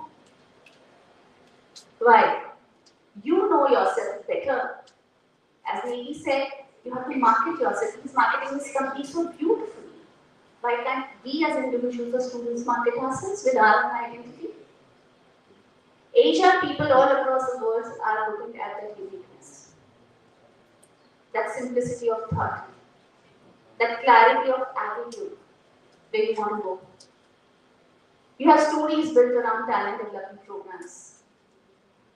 We touched upon the training part of it. Yes, we all have trainings. We have best of trainings. We want to develop talent because we want to retain them. But then what are those practices? More than training that one should be doing, because training has been a very traditional mode also, which is still continuing. We start talking about ROI, we talk about effectiveness, and we have those sweet audits around us that always keeps us on our toes, and we do those beautiful tick marks to say, oh fine, this is what we are doing. Is it not so? We all do that. We all do that. But then it's more beyond that. So first stage is you develop something that you already have and we have it. That's number one. To keep ourselves employable. The second is training he's already spoken about. You don't get trained for something what your employer wants you to do. That training need has to be created out of your daily rigor to understand what is it that you want to learn. And you should have an ability, dear students, to reach out to those right people जिनसे आपको सीखना है.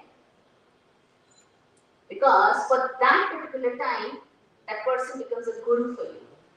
The moment that person becomes a guru for you, in all humbleness, when you start becoming receptive, you don't even will ever get to know that your mentoring has begun. Today in this forum, we are interacting, we get an opportunity to listen to so many people. Do we really tag them as mentors? No. But you wouldn't really know who has become your mentor all through your life. My mentor is somebody whom I've never met in life. Never interacted, I've only read in newspapers is my mentor. Why? Because that click of thought gave me a direction to live life. Even in the kind of job that I'm doing. So, saying that, oh, let's have a coaching session to develop people, coaching is a part of the daily work that we all do. Mentoring is a part of the daily work that we do. What we do in isolation, what we do differently is, we give them a different environment and say, now it is coaching, now it is mentoring, now it is succession planning. But then this is all common sense, my dear friends. The students in today's world, what they really need to understand is they have to be multidisciplinary in their approach. No longer you can say you have a course curriculum and how best you can do. Because the fight is about being the best. The world is changing. HR has come out with wonderful personality tests. We get to know the behavior of people. We are still talking about that 30% adaptability quotient that we want to keep for ourselves. But are we upgrading ourselves? So, your knowledge and skills becomes the most important part, and more than that is your attitude. If you have an attitude, there are no barriers of your language, there are no barriers of your education qualification, because these are all requirements of an entry level. And rest, the ball is in your court. When an organization puts you across through talent development programs, there's a huge investment on it. So the new mantra is investing in talent for tomorrow. So that is a new mantra. But why would a company invest? So that you're able to retain the talent, you're able to grow them up, and then you're able to see prepare today for tomorrow is what the organizations and big organizations they look for. You would have heard this company G. G का नाम सुना है? Who's the CEO of G who made really history? आप लोग पढ़ते हैं? Okay, so Jack Welch was the CEO of G mid-80s. And there's a beautiful narration of what talent is. Beautiful narration and life narration. See, firstly, you should understand that careers are not formed the way you decide. Very, very important. Careers do not go ahead with the way you want them to happen. Never. Most of the times, it never happens. Few examples could be an exceptional example. So what is Jack Welch? You know, he was struggling with data and too much of data, 5 years forecasting, 7 years forecasting, and he was struggling with it. And he said, what the hell is this? What are we doing? And we have to live in future. You're talking about 5 years.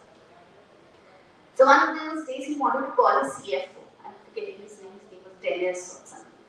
So he called his CFO, but his CFO wasn't me. So out of that rage, and he called 2 levels below a finance guy from his team. Dave was his name. So he calls Dave and says, why do you do all this forecasting and what the hell are you going to do with this and how's it going to help the company? So Dave says, okay, we will not do it. We will not do it, right? So he says, okay, don't do it from next time. And he goes back by the time his finance boss comes and says, okay, fine. Let's stop it. It was already there, you could stop that later. Couple of years after, the subordinate, the CFO and Jack Welch happened to meet in a company get together. So Jack Welch calls him and says, were you the one who helped me to stop the data? So he said, yes. So who told you? He said, no, because I felt it and I just wanted to. This is the answer he said. I just felt it that it should be stopped and I just wanted to. After the CFO resigned, he was made the CFO of GE. You know what was the reason? 2 levels more. Why? Because when he replied to Jack Welch, he said, I just wanted to. And I couldn't. He did not say, I told my boss so many times, but he did not listen. Look at the difference in the attitude. Look at the difference.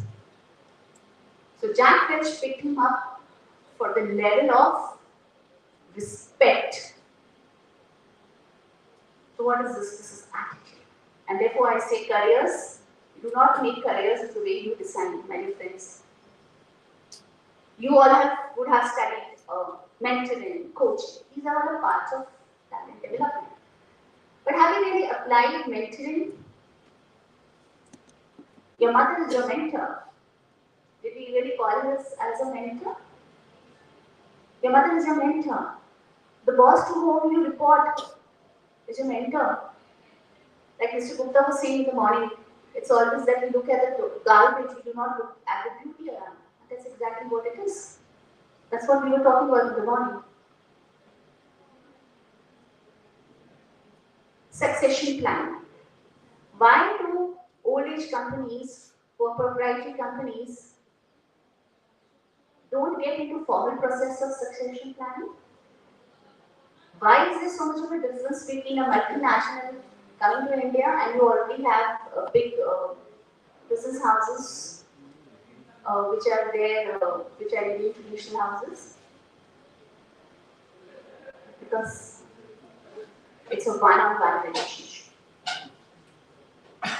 I'm sure none of the HR professionals here, I might take it as to be partner with me, that we would be also having a list of the skills that every individual has today. And after a great dialogue, we would also not have a list of those skills wherein that person can be treated in real sense. And we would also not be picking up those traits and making a cluster and taking them up to a level of putting them into a personal development plan. I'm sure. Because it's a huge task. It's a huge task. Development every day you develop. Every minute you develop. My favorite subject has also been how do I adapt skilling to this talent development. I've done lots of work in skill development. There's a beautiful concept around skills, and that is called hobby. Hobby. We all have skills of our own nature. Today's kids you find sitting on those iPhones and juggling, we are much more better than what we are, right? Right? That's a skill they acquired, right? That's a skill. Why? It was not a skill. It was a hobby. I have to play games. It became a hobby. Then they started getting interested. It became a skill. Parents, what did they do? They picked up the child and say, oh, all the time he's on the phone, he's quite a computer savvy guy. Oh, let me give him computer sciences. So he gave him computer sciences. The boy goes to US and he gets picked up by a company. The company says, oh, you're great. So what have you done? A beautiful example of how hobbies are nurtured into skills. We all have hobbies, my dear friends. we all have to really look inside. How do we develop it? So that is your part of development. The company's development part revolves around all HR interventions that are taken care of. But still people leave. That's always a challenge. So we leave. Why do people leave? We leave because there is a mismatch between what the company is offering to you, showing you your future perspective to what you are taking it, which I'm sure all of you would have read organization behavior. That's called perceptual biases, right? That's called perceptual biases. So in talent development, please upgrade your skills. Please find out ways and methods to see how best you can do. And best, why you can do best is because you have all the chances to use your theory, to use it in your practical aspect. So if Herzberg spoke about hygiene factors, so if you continue the Herzberg hygiene factors with hardly any innovation except few researchers which will be done on what should be hygiene factors, somebody will twist the Maslow hierarchy pyramid here and there, that's what. But life is simple if you want to really make it. It's a beautiful life. We need to have clarity in thoughts. And I want to give you one mantra before I make this diagnosis that every day you learn something. Please make a diary and write that one statement. Only one. Only one. After a month, go back and read the diary. You'll find how enriched you've made yourself. The organizations are looking for this enrichment because that enrichment is yours, very personal to you. In one coaching exercise or one mentorship exercise or a training exercise where you have diversified personalities, 50, 20 people, it is impactful. But the absorption of that is again dependent on you. And hence, talent development programs in a psyche of only an employer perspective can never be successful if till such time that people who are aspiring to undergo those development programs have an intrinsic desire. I can show you my presentation, but it's not going to really matter much. The second input I was wondering, which I'm working on, is skill build matrix. It's a beautiful skill build matrix which has been derived out of situational leadership. The skill build matrix will help respective supervisors to create a structure wherein you are talking about the skill and the will. So this skill and will is very, very important because this is the point wherein you marry the aspirations both sides. And if you don't marry the aspirations both sides, be ready, the employee will quit.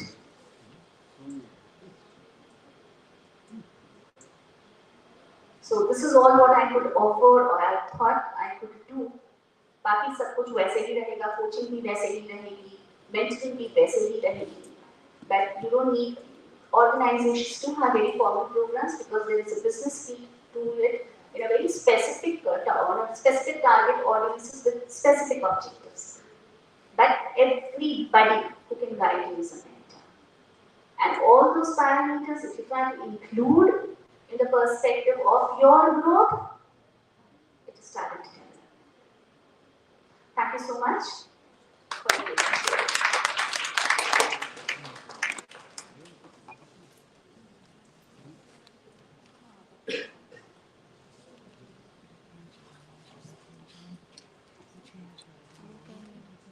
Thank you so much, ma'am.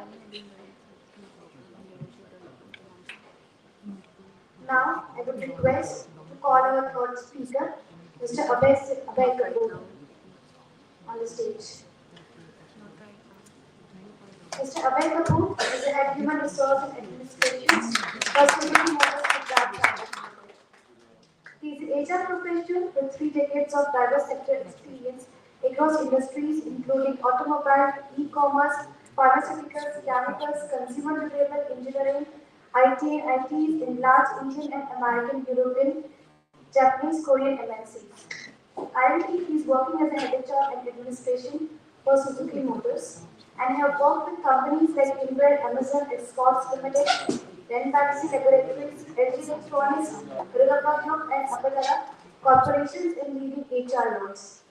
He has led and built large teams of HR and PR professionals, has expertise in building people program and setting up HR systems and processes for startup operations and new projects. Leading HR interventions with proactive employee retention strategies, he is helping management in aligning people aspirations with business objectives and establishing HR as value add function at ease with organization and people. He is also an active speaker in conferences and seminars on HR, IR, and latest management trends, and also serving on various executive committees of CII, FICCI, AIMA, NHRD, and NIPM. He has also served as General Secretary of Faridabad Industries Association and the President of Faridabad Management Association of AIMA. Was rewarded for outstanding industry relations in exports by All India Organization of Employers at FICCI. Are we ready with the presentation?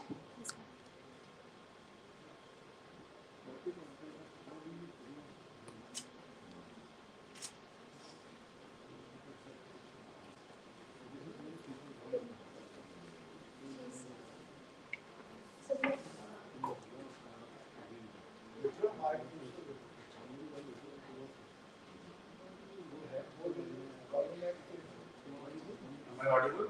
Yes, sir.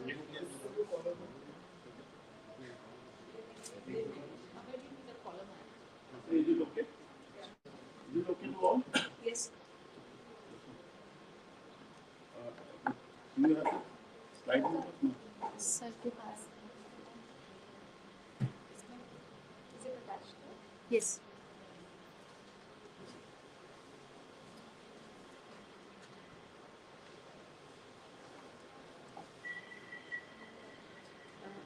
It might be off side like on off का है.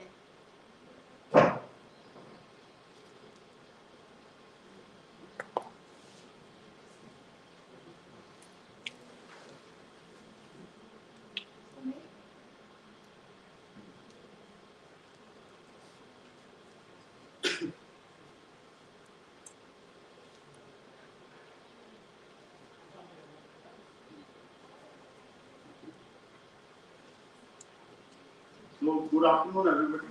Good afternoon. All the students and eminent panelists on the dais and all dignitaries. I think it's been a long wait to address this forum, but I'm thankful to the FMA and HRST for giving me this opportunity. How many students are there? MBA, BBA? MBA. How many of you are HR? Only HR students are attending. Okay, so since this topic is about talent retention, let's have a first check. How many of you want to stay in your first job for 5 years? No. Why?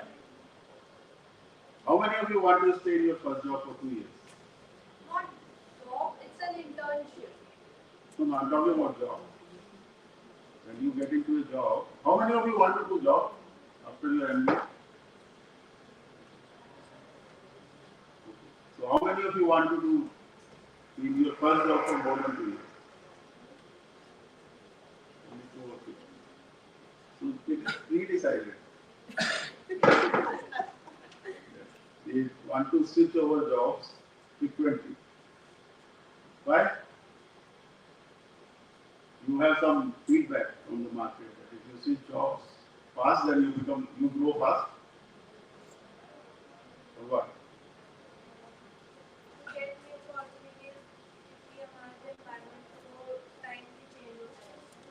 You get more learning by changing the job. Okay. Any other reason? Why do people change jobs? Anybody? are we open to answer? Yeah. Because they want to make quick money. Yeah, I Yes. didn't want to say that. I didn't say. You didn't want to say that. Yeah, I didn't want to say that. So they all want to become millionaires in a day. But after changing few jobs, your CV becomes redundant. Yeah. Nobody wants to call you for interview. Can I add something? So, sorry, so once I remember I was talking to a young lady and she said, I said, what do you want to do? She says, I want to retire by 40. I said, oh my God, so you're just starting your career and you're thinking about retirement by 40. So, That's the mindset. Yeah. Yeah. So, okay, I'm not talking about when you want to retire or when you want to become entrepreneur, but from the career point of view and from the organization point of view, the retention is something which every organization struggles with. And everybody want to have every organization want to have a attrition rate at a healthy percentage. Will not be. Now does marketing strategy really give our employee for an IT level का example ले रही हूँ कि nowadays जो भी examples चल रहे हैं कंपनी के अराउंड जो एक एम्प्लॉय है अगर इंटरव्यू दे रहा है तो उसके पास ऑलरेडी 3-4 ऑफर्स होते हैं अगर हम जैसे फॉर एग्जांपल मैं अगर हायरिंग कर रही हूँ अगर मैंने कंपनी मेरी 30 लाख का उसको पैकेज दे रही है आईटी सेक्टर के एम्प्लॉय को तो वो कहेगा मेरे पास ऑलरेडी 32 का है आप मुझे इससे ज्यादा कर दो एक तरीके से ये भी काफी इम्पैक्ट कर रहा है हाँ, so, but there is some reason now why the person is searching. Sir, can I add something? Sir, I think I'm working in manufacturing. So I think minimum 3 years a person should stick to one company because in 1 year he learns what are the systems. In next year he will do the same. And in 3rd year he will implement the new things and create a new environment, new systems. So I think 3 years is a minimum period person should stick. You are absolutely right. Correct. For any employee to deliver in that organization something which is contributing, I think 3 to 4 years is at least the minimum time when the person becomes mature, he understands the organization and he really starts contributing towards first to second year and then he make his contribution valuable for the organization and that requires at least a cycle of 2 to 4 years. So I think you have made a very valid point. And then continuing with that organization for a longer time definitely then adds value to the employees. So why I started this debate because the topic which is given to me and the presentation which I am going to show is going to talk about all these things and you will find that whatever information you people have shared, that is something which is in some manners it is true, but in some manners it is something which is looks at the top of the iceberg. The bottom of the iceberg is something different. So we talked about employee retention, and we all know that employee retention is a very important aspect in any organization. So I'll be running very quickly because we are already running very late and people may become hungry because we have one more speaker. And skip the... So why we have to do the employee retention? So these are the 10 key areas which we have identified that why we have to focus on talent retention in any organization. One is your hiring cost. Every time a person leaves, you have to put additional cost in hiring another person. You lose the skilled workforce, especially in a very high-tech department where knowledge is the key, maybe R&D or quality or software development, this kind of department where if you lose a person, actually you lose a huge asset of the organization. Then employment gaps, like when a person leaves, hiring another person and training him, that creates a gap, which in the very first session, Govind also found that how much an organization loses when the particular position is not filled on the time. And most of the time it takes place. It so happens that employee leaves and getting a person onboarding and then really making him contributing takes 3 to 6 months. Then high morale. So we lose on the high morale of the employees. Then productivity. Productivity also gets impacted. We have to create the positive work culture, like as an organization where employees stay for a longer time, where the attrition rate is less. Definitely, the productivity and work culture seems to be very good. People do talk about in the employer branding that in my company, out of 1,000 people, only 2 people have left in the last 5 years. So people feel, wow, what a great organization. How can I become part of this organization? Increase in revenue. Then engagement and satisfaction. I think that is very important part. So the employee retention also helps in increasing the employee satisfaction. It shows the brand value of the organization and shows the loyalty of the employees. So one book I wanted to refer here, The 7 Hidden Reasons Employees Leave by DAV. I think this book, maybe somebody who has interest in talent management, they can go through it. And this book talks about not the reasons which normally employee tells you when he is leaving, but finding out the actual reasons why the employee is leaving. So almost if you do the exit interviews, 9 out of 10 people say that salary. And we just witnessed that.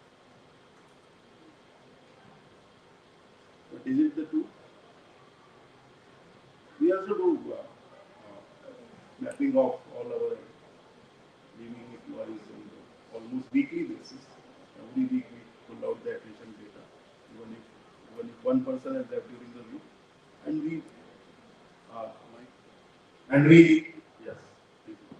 we put them into our matrices, and then definitely higher pay is one of the significant reasons, but there are many other reasons which are impacting the attrition. What leaders believe? That only 11% people, or 12% people are leaving for more money, 88% people are leaving for some other reasons.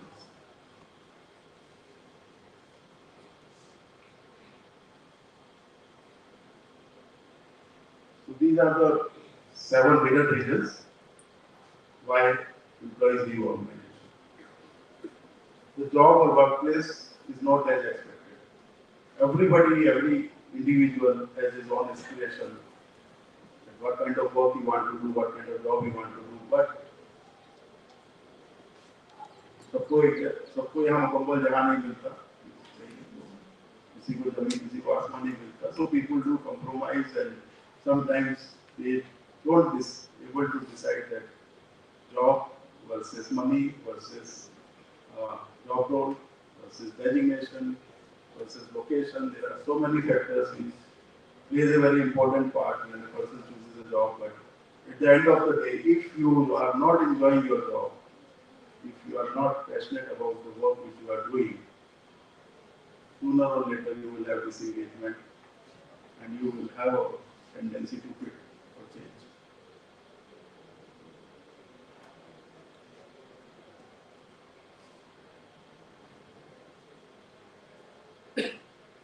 So these are the 4 basic needs of people at work: trust, competency, hope, and work. So I'll move to the second. Job doesn't fit their talents and interests, that I talked about. Then little and no feedback and coaching. Sometimes the organization culture is also responsible for the higher attrition, wherein the coaching environment or the feedback system is not perfect, and the employee keep on wondering that what is happening to me, or lack of communication, lack of connect with the leaders and managers. No career growth, maybe. employees' individual aspiration is not matching with the kind of career that organization is providing.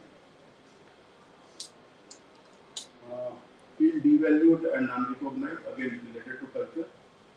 I'll just touch upon all these one by one also. Feel overworked or stressed out.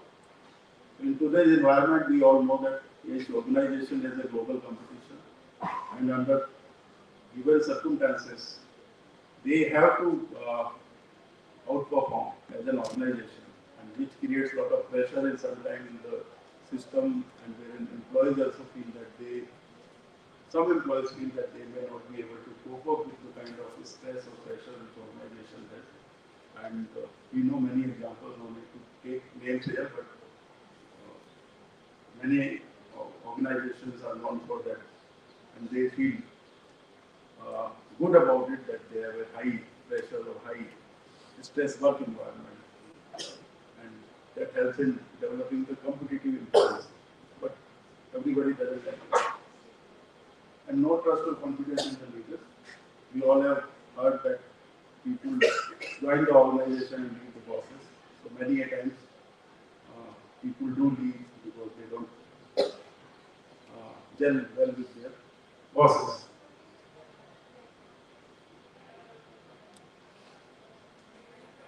So only 53% of employees feel that their boss does a good job dealing with people.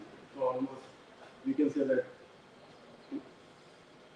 approximately 50% employees do leave their jobs because their bosses have not been able to manage them.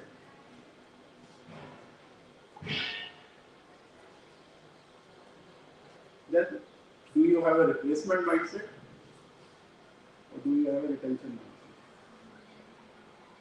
If you see retention as a only cost, then it is only replacement mindset, and you can see, you will focus on that how to reduce the replacement cost.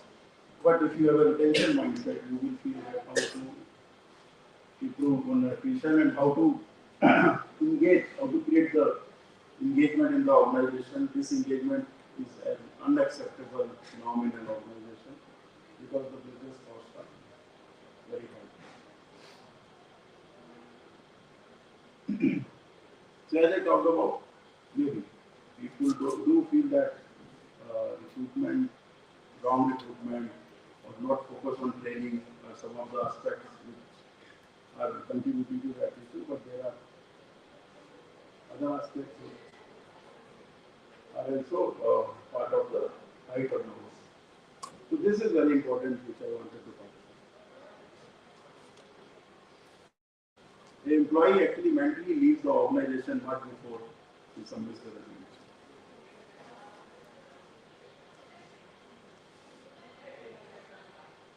When he is disengaged, when he has any of the factors which is not matching with his aspiration, when he doesn't have a passion for the job which he is doing, or he has issue with the organization culture or manager or leader, he starts evaluating whether I should stay or I should quit.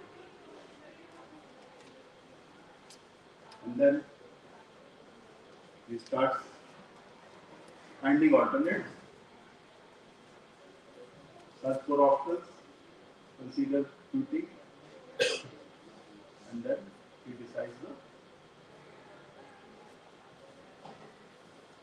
resignation, and then he again starts with the full enthusiasm for his new job, which I am not sure whether he will again stay or success will be there or not. So I am just jumping through slides because I want to come to conclusion of it. I'll come back there.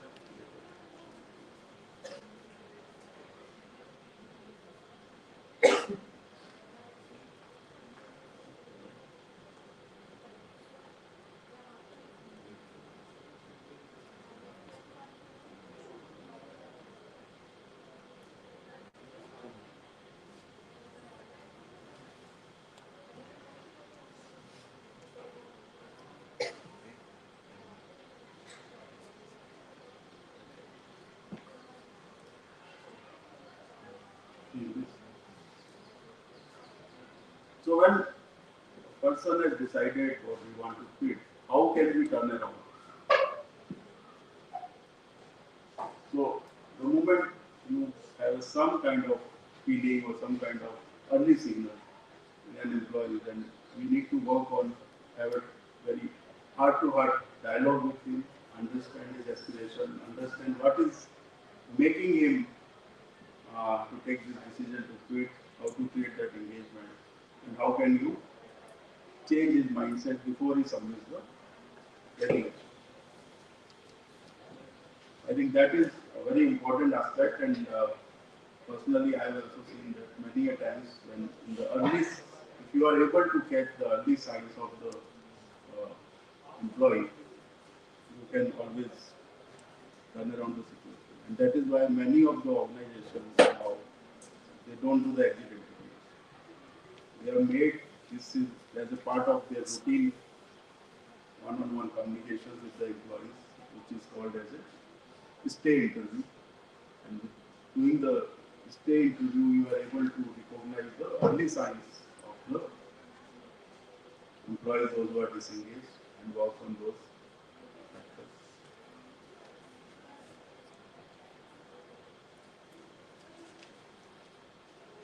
So, couple of things which plays a very critical role, definitely the compensation and benefits, having the industry benchmark benefits, your industry as well as your region, your competition, and empowerment.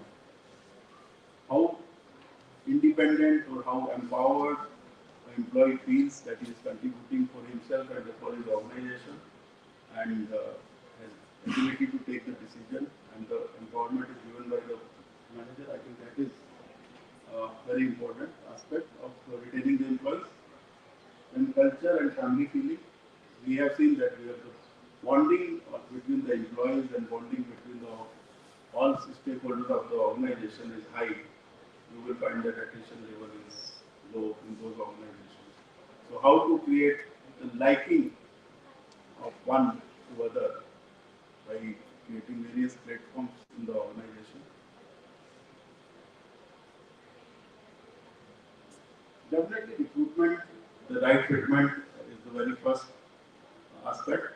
In when your talent hiring is right people for the right job, it is going to reduce the attrition, and most likely people are going to stay longer.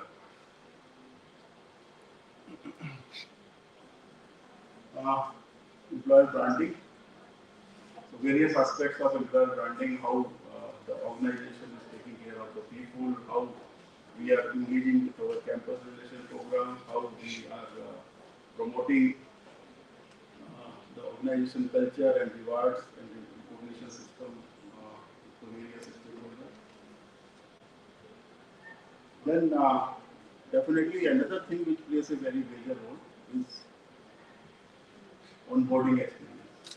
So in employee life cycle, there are 5 kinds of employee experience which is very important in the employer branding. It starts from a candidate experience, how you approach a candidate, how you deal with him during the interview process, how you deal with him in the selection process, making an offer.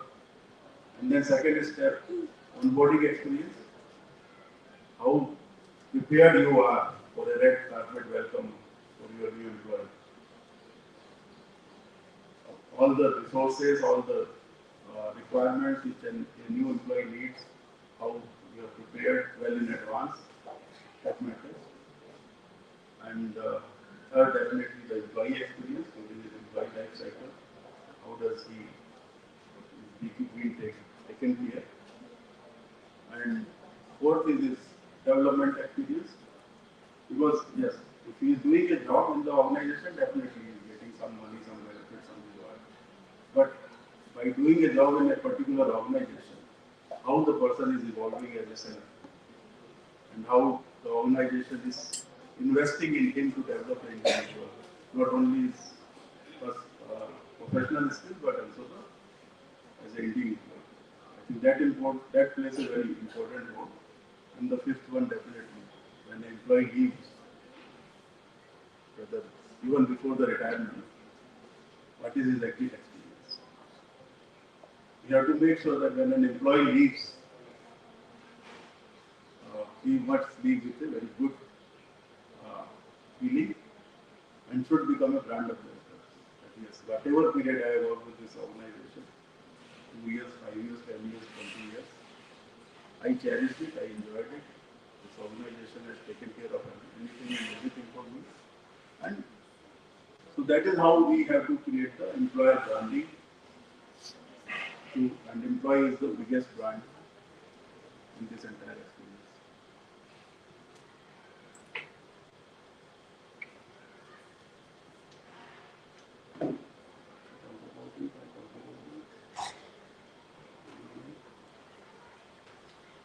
So some of the steps which we suggest that keep on doing your retention study, keep on doing your stay interviews, reevaluate your hiring process, benchmark with the competition, benchmark with the best practices, to keep on focusing on the orientation program, like corporate welcome.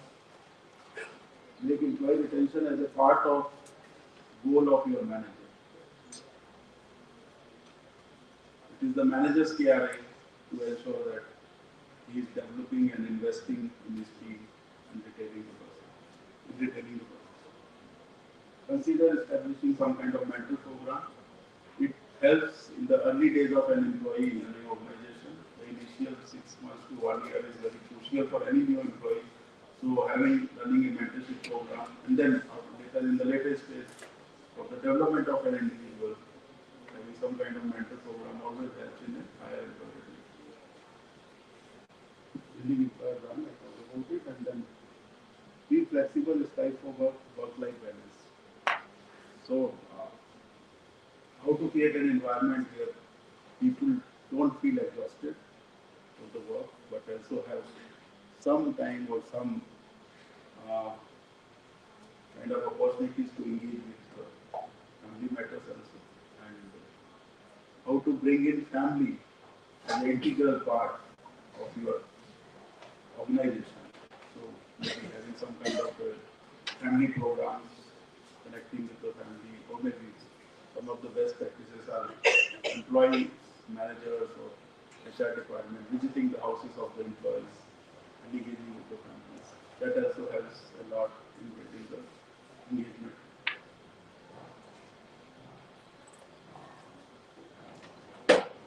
So, this is what I wanted to cover. I wanted to cover much more, but in the shortage of time, I've skipped many slides. So, I'll be happy to mentor any of the students in their journey to success, and anytime any of you want to approach me for any kind of guidance,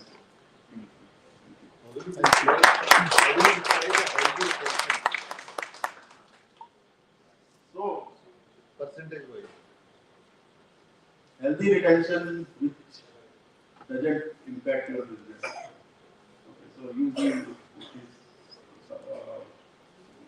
below 5%. Maybe it may not impact too much, but again, if it is happening only in the critical areas, then it will impact. Thank you, sir. Any other questions? Thank you. Thank you so much. Now, I would like to request Ms. Indrani Ghosh to come on the dais and take the session. Ms. Indrani Ghosh is a global head HR and admin and travel. Ms. Indrani Ghosh is a country head IOC for Global Growth IOC.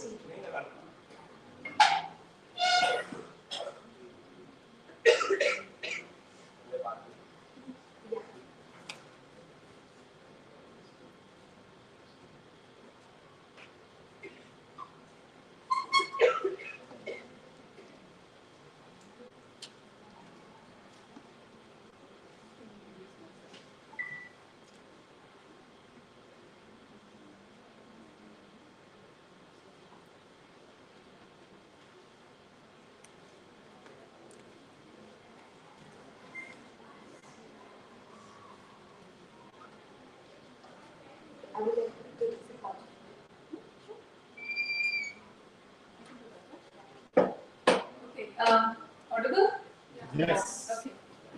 Good afternoon. So, as Abhay mentioned, it seems I'm the one standing between you and lunch. So, students, give me a loud shout out so that I know you are here and not in the cafeteria. Good afternoon, ma'am. You here? Yes. A little louder. A little louder.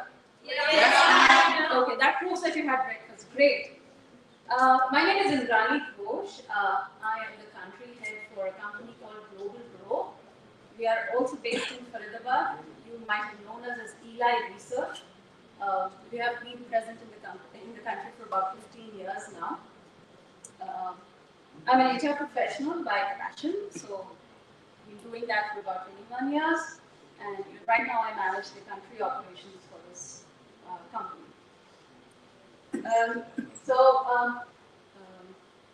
I'm excited to be amongst you all because that helps me forget my age.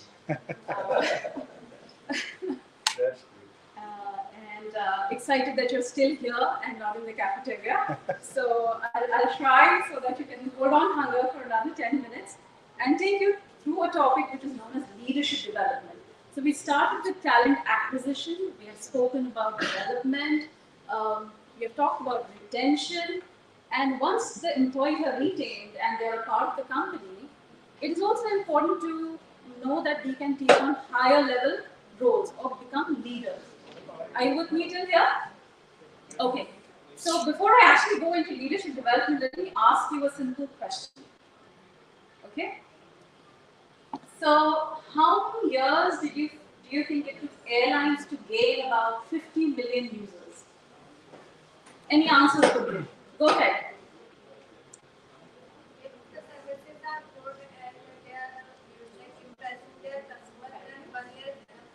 No, just think when the airlines was first in the market. Okay, we are talking about that era. So airlines, so people can now fly into aircraft. So how many years do you think it took them to gain 50 million users? 5 to 10? Okay, any other answers? Come on, students. Within 5 years. Within 5 years? Sure? 2 to 3 years. 2 to 3 years? Okay. All right. 20 years. 20 years? 20 years? 20, 25 years? 1 year. 1 year? Good. I hope, various CEOs of airline companies were here. They would love your answer. But in all honesty, it was a long, long time. But let me ask you a second question then. And how much time do you think Facebook took? A year. 6 months? 1 year. 1 year? Less than a year. Yeah, okay. Sure, any other answer? Okay, so we are moving from airlines to Facebook, but let me show you some more data. So here is a picture that might be helpful for you. So it starts with airlines. I don't know if you can see it. It actually took 68 years for them to gain 50 million users. Okay? And we move ahead, so there is automobiles, there's telephone, electricity, blah, and then we go on to cell phones, 12 years. So like Facebook, 3 years. But look at what Pokemon Go did. Yeah? So they took 19 days to get 50 million users. Yeah? So what does this tell you? What are you looking at? I think WhatsApp also took less than 1 year. WhatsApp also, yeah, must be. Absolutely. So, of course, please remember this is not the exhaustive list, just some companies or some industries that I mentioned. So, we're actually talking about the pace of change. So, if you see, we started with airlines and it really took about 68 years for them to reach this level. Whereas, Facebook and YouTube and Pokemon, they are taking fairly lesser time. So, it's the pace of change. So, change is fast. The pace is very, very different from what it was maybe 50 years back. Okay, and what does it tell you about the environment that you're operating in? It's actually called the VUCA environment. Have you heard about this term earlier? Okay, so the environment that we operate in is known as VUCA, and V stands for volatility, U stands for uncertainty, C is for complexity, and A is for ambiguity. Okay? So if that is the environment that you're working on, all companies are also working in the same environment, so you really do not know what to expect the next day. And you know what best example than the pandemic itself? So there were companies who were totally unprepared, and there were companies who really adapted well, and they actually made profits during that era as well. And that goes the same for individuals as well. So you have to be adaptive, because if you're not adaptive, then someone who's smarter and adaptive will get through nice interviews and get into jobs. And the packages that you mentioned, 30 lakhs and all, so they'll get those packages. So I just thought of putting a picture so that you know volatility is the rate of change, uncertainty is you're not clear about what's coming next, ambiguity, there's no clarity, and complexity. The decisions are complex, the situations are complex. I also thought of putting in some names of companies. These are 100-year-old companies in India. So imagine the Great Depression, 2 world wars, India's fight for independence, the license round, the new economic policy of 1991. They have dealt with everything, and they are still here. So you might talk about the market coverage and all, so we are not getting into those details. But these are the companies that have existed for over 100 years now. So what are they doing differently? Adaptability. What else do you think they are doing? Innovation. Innovation, fantastic. Resilience. Resilience, absolutely. So, these are the companies that have been here and they are still here. Many of them are in the stock market. So, my question is, if we talked about all of this, companies who have been here for 100 years, and there are companies who have not been able to withstand the test of time. So, can you give me some examples? Nokia. Fuji Films. Yes, absolutely. Fuji Films, Kodak. There was an airline called Pan American. BlackBerry. BlackBerry. So, Coca-Cola, बीच में गायब हो गया था, now फिर से come back to it. Okay, all right, fantastic. So, yeah. Which one? Videocon. Okay. So there are plenty of companies who have not been able to adapt or stand the test of time, and that is what we are trying to discuss. So, and all of this environment, how does it impact leadership development? Because now we are just talking about leadership development in organizations. So, one is, if it is a VUCA world, there are no precedents or there are no playbooks that you can refer to. That in this situation, I have to pick up clause number 1 and I will be successful. No, nothing exists. You do not know. How did you deal with the pandemic? There were no playbooks to refer to. There was no medicine to refer to. Even the medications were actually repurposed medications. So, first is there are no playbooks. The leadership theories, as we know right now, might not be relevant because the environment is changing so fast. It's a VUCA environment. We need to inculcate thought leadership, and I think one of our speakers mentioned about thought leadership as well. And many times I've heard it from students that, hey, I have just joined the company. How can I have thought leadership? But in true sense, you can have thought leadership anywhere, any situation. So to give you an example, if this is a door and if it is swinging and there is no pull and push button or pull and push written, if you pick up a paper and you say pull and push, that itself is thought leadership. So you have to think on your feet, and that is what thought leadership is. I would like to mention about Pepsi's CEO, Indrani, who mentions that what Pepsi does is they identify megatrends for the next 10 years. Right? So imagine what happens is we create budgets, and all my industry colleagues would agree, okay, we are doing the budget exercise and this is for the year. But look at companies who are trying to innovate. They're not thinking for 1 or 2 years. They're identifying megatrends for the next 10 years. Things that can push them out of market. So what will be your differentiator? Why will you be in the market? And why will you not get thrown out by someone else? So those are the discussions that companies are having if they want to be in the market. Just a quick thought on, you may want to Google more. So this is by Center for Creative Leadership. It talks about leadership development. And if we do leadership development within companies, what do we gain? First, it impacts our financials. There is a direct improvement in the bottom line. It will attract more talent. It will drive execution. And it will increase your success in managing change. So you become change agents. So I don't want to elaborate much on it. Please Google for Center for Creative Leadership. You will get a lot of data and it will be useful really for you.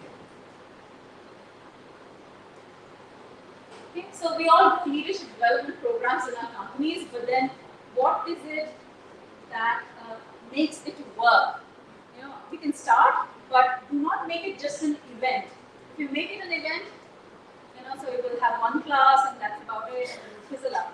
So it has to be a process, an everyday thought, and then you can be successful. It has to be connected to on-job challenges. Otherwise, it's just theory. It has to be practically oriented. Building a community, so something like this, it's almost like a community, so you have access to industry people, you have access to HR success talks, and you can be connected on LinkedIn. So until you create a community, it will again fizzle out.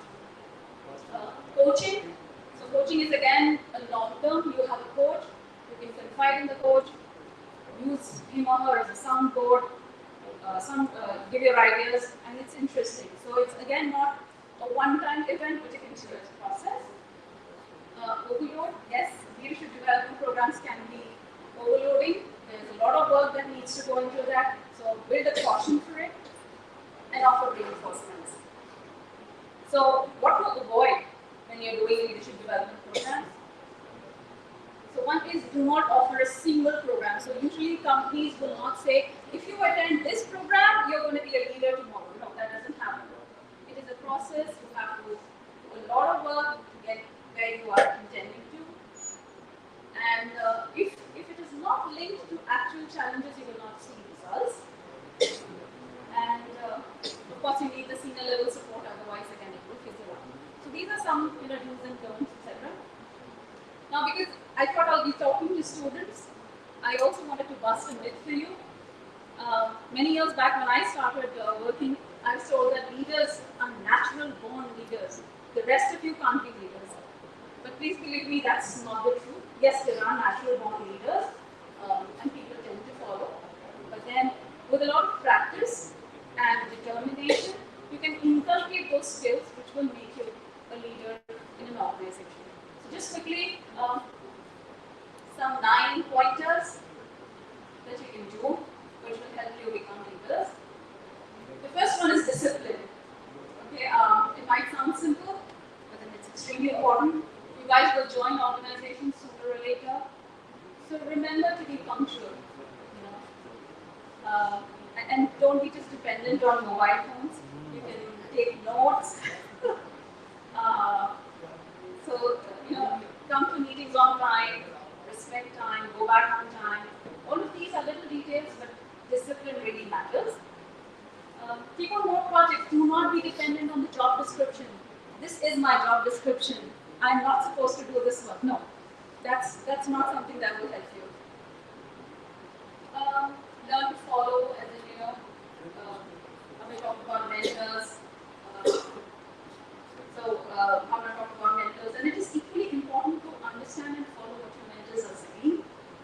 Keep learning, inspire others. Do not stop learning. When my course is over, I'm an MBA. No, learning never stops. So believe in that. Resolving conflicts and listening. So, you know, more than talking, it is listening. So many times this is a skill that is not taught to us, but it is extremely important that you have to be a listener to become a good leader. So my company also has a lot of programs that are going on, and I thought I'll take a minute to update you about that. So we have got global leadership development programs that we are running at Global Pro. So these are about 12-month long I think working on budgets is easier than completing those homeworks. It's a global program, so it's done on an online platform. So we have colleagues who are based in Ireland, or they could be based in Canada or Philippines or any other place. And it is holistic in nature, so it's wonderful to attend these programs. In India specifically, we have a Women's Leaders Program. This is done to groom women leaders in India. We have coaches. We have one-on-one coaching programs for people at the CXO level. There's a departmental training calendar, and there are monthly check-ins. So just to talk a little about global growth, so we are also an ITES company. We are based in the US.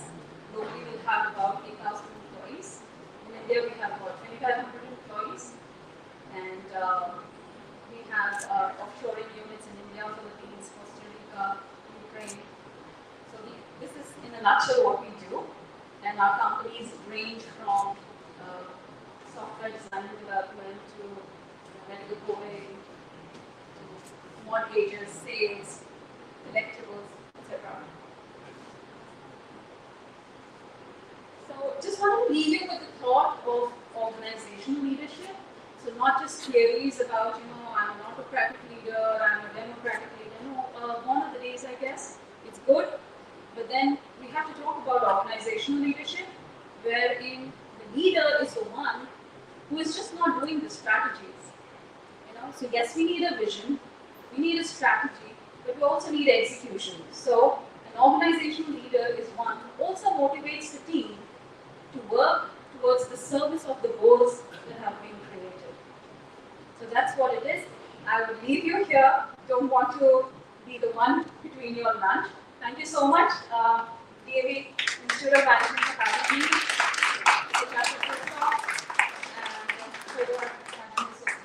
Thank you. Lovely being with you. Thank you so much, ma'am. But I would just like to use the opportunity to add a few more words about you. Ms. Indrani is an HR professional who moved into business roles as manager, the country operations. She has worked with Indian and multinationals and has an experience of 2 decades. In her earlier assignments, she has been associated with the Lalitsoori Group, IBM and Atenco. She has been considered as the CHR of the Year and has received 2 awards for the social work that is done under her leadership at Global Growth.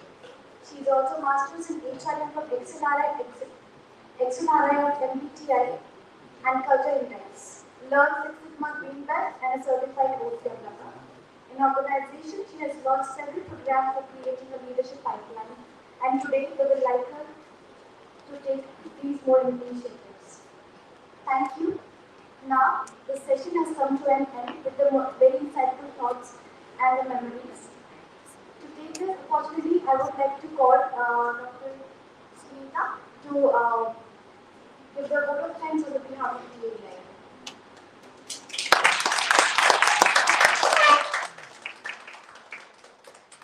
Good afternoon, all present dignitaries.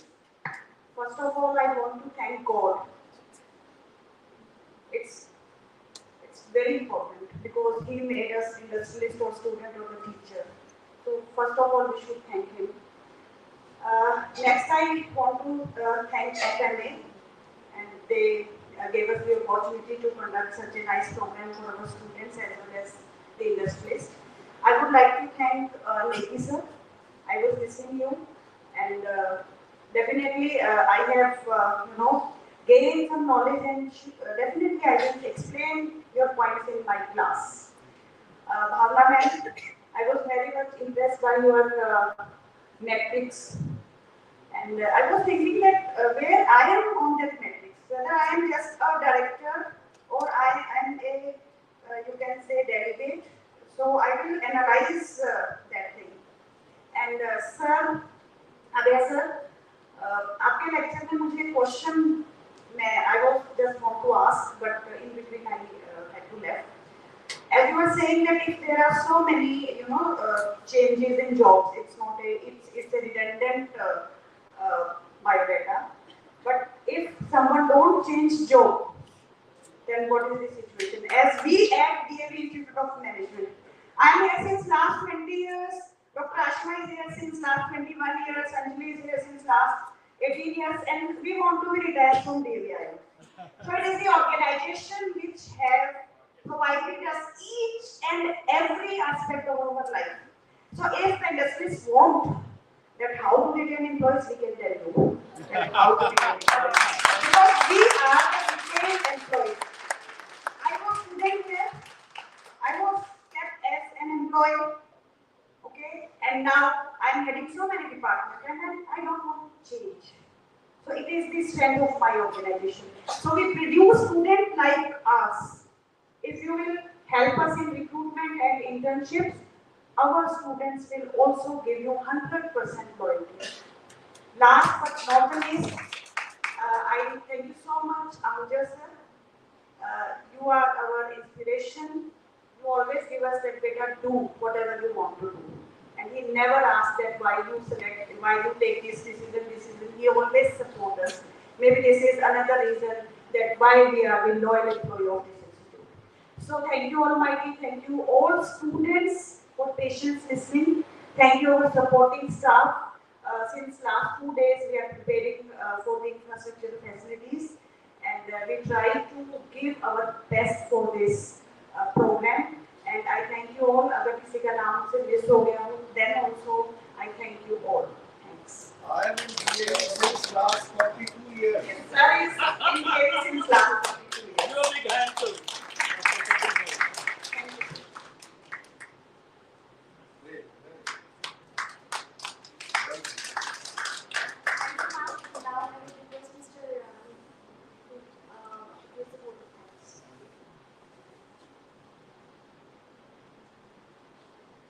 Well, ma'am, I think सबको thanks बोल ही दिया. So I'll choose a different style of thanking all of you.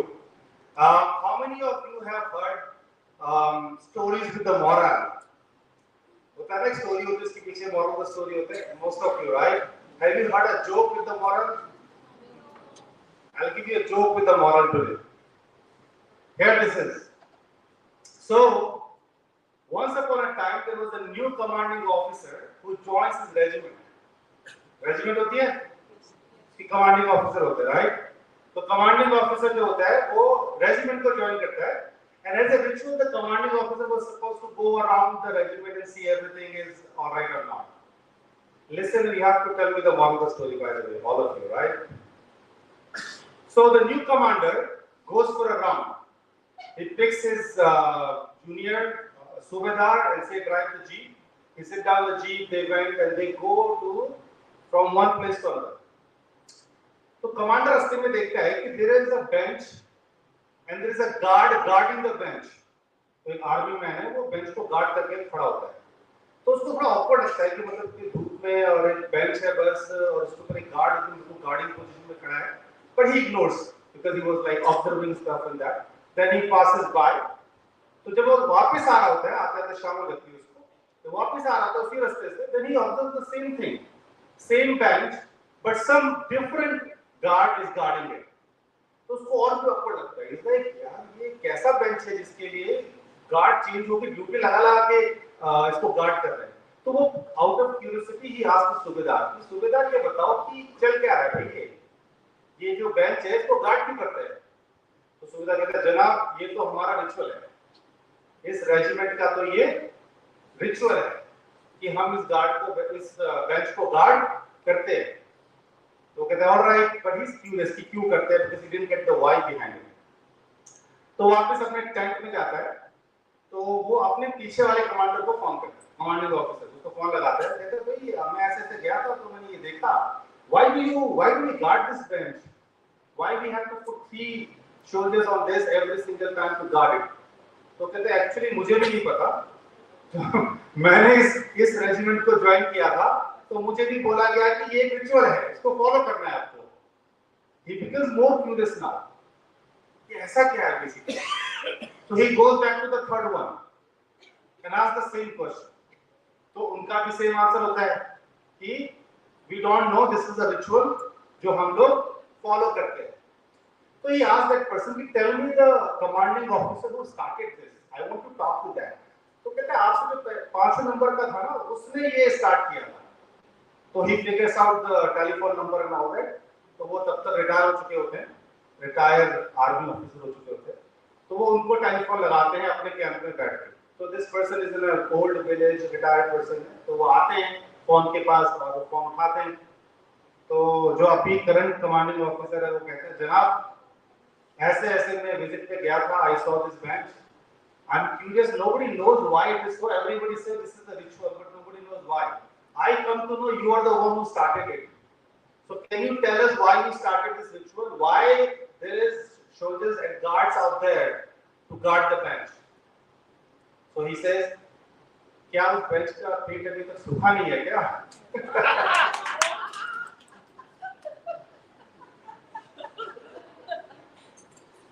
So moral of the story is seniors do something the junior should not do, right? Well, you are close. Anybody else wants to give me the moral? Anybody? What's the moral of the story? Lakir ka fakir. Don't follow blindly. ask why. Ask why. Use common sense. Be curious. Everybody, all of you are right.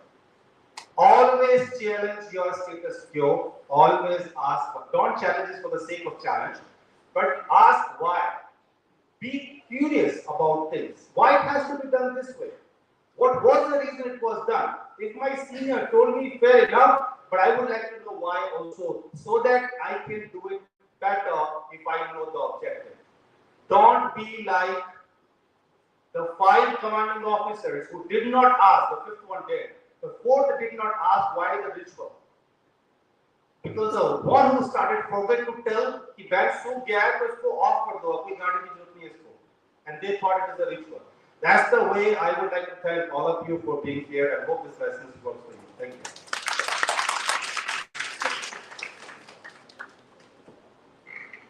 Thank you, sir. Last but not least, I will request Mr. Kamaraji to come on the stage for the vote of thanks from Faridabad.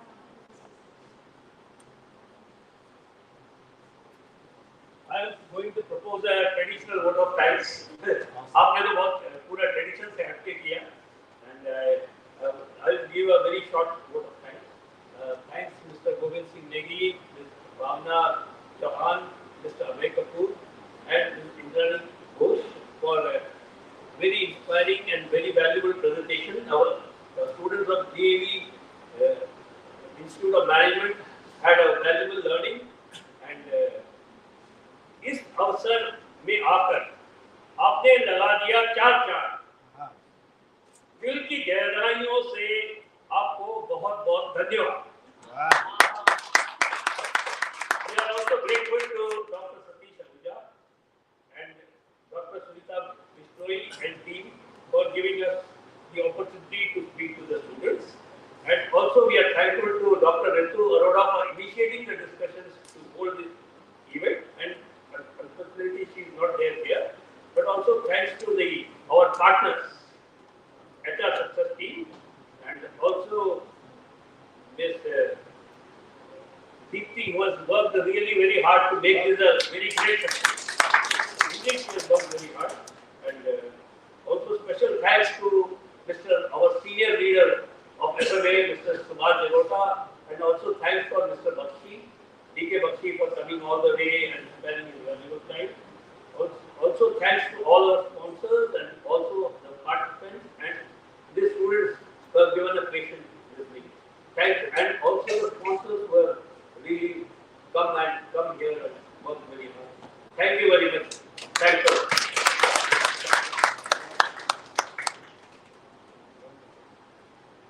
Once again, thanks to all the speakers, Dr. Satish, all the FMA members, HRST members, students and delegates. Now please join us for the group photograph so that we can end it with a sweet memory. Thank you. Please join us.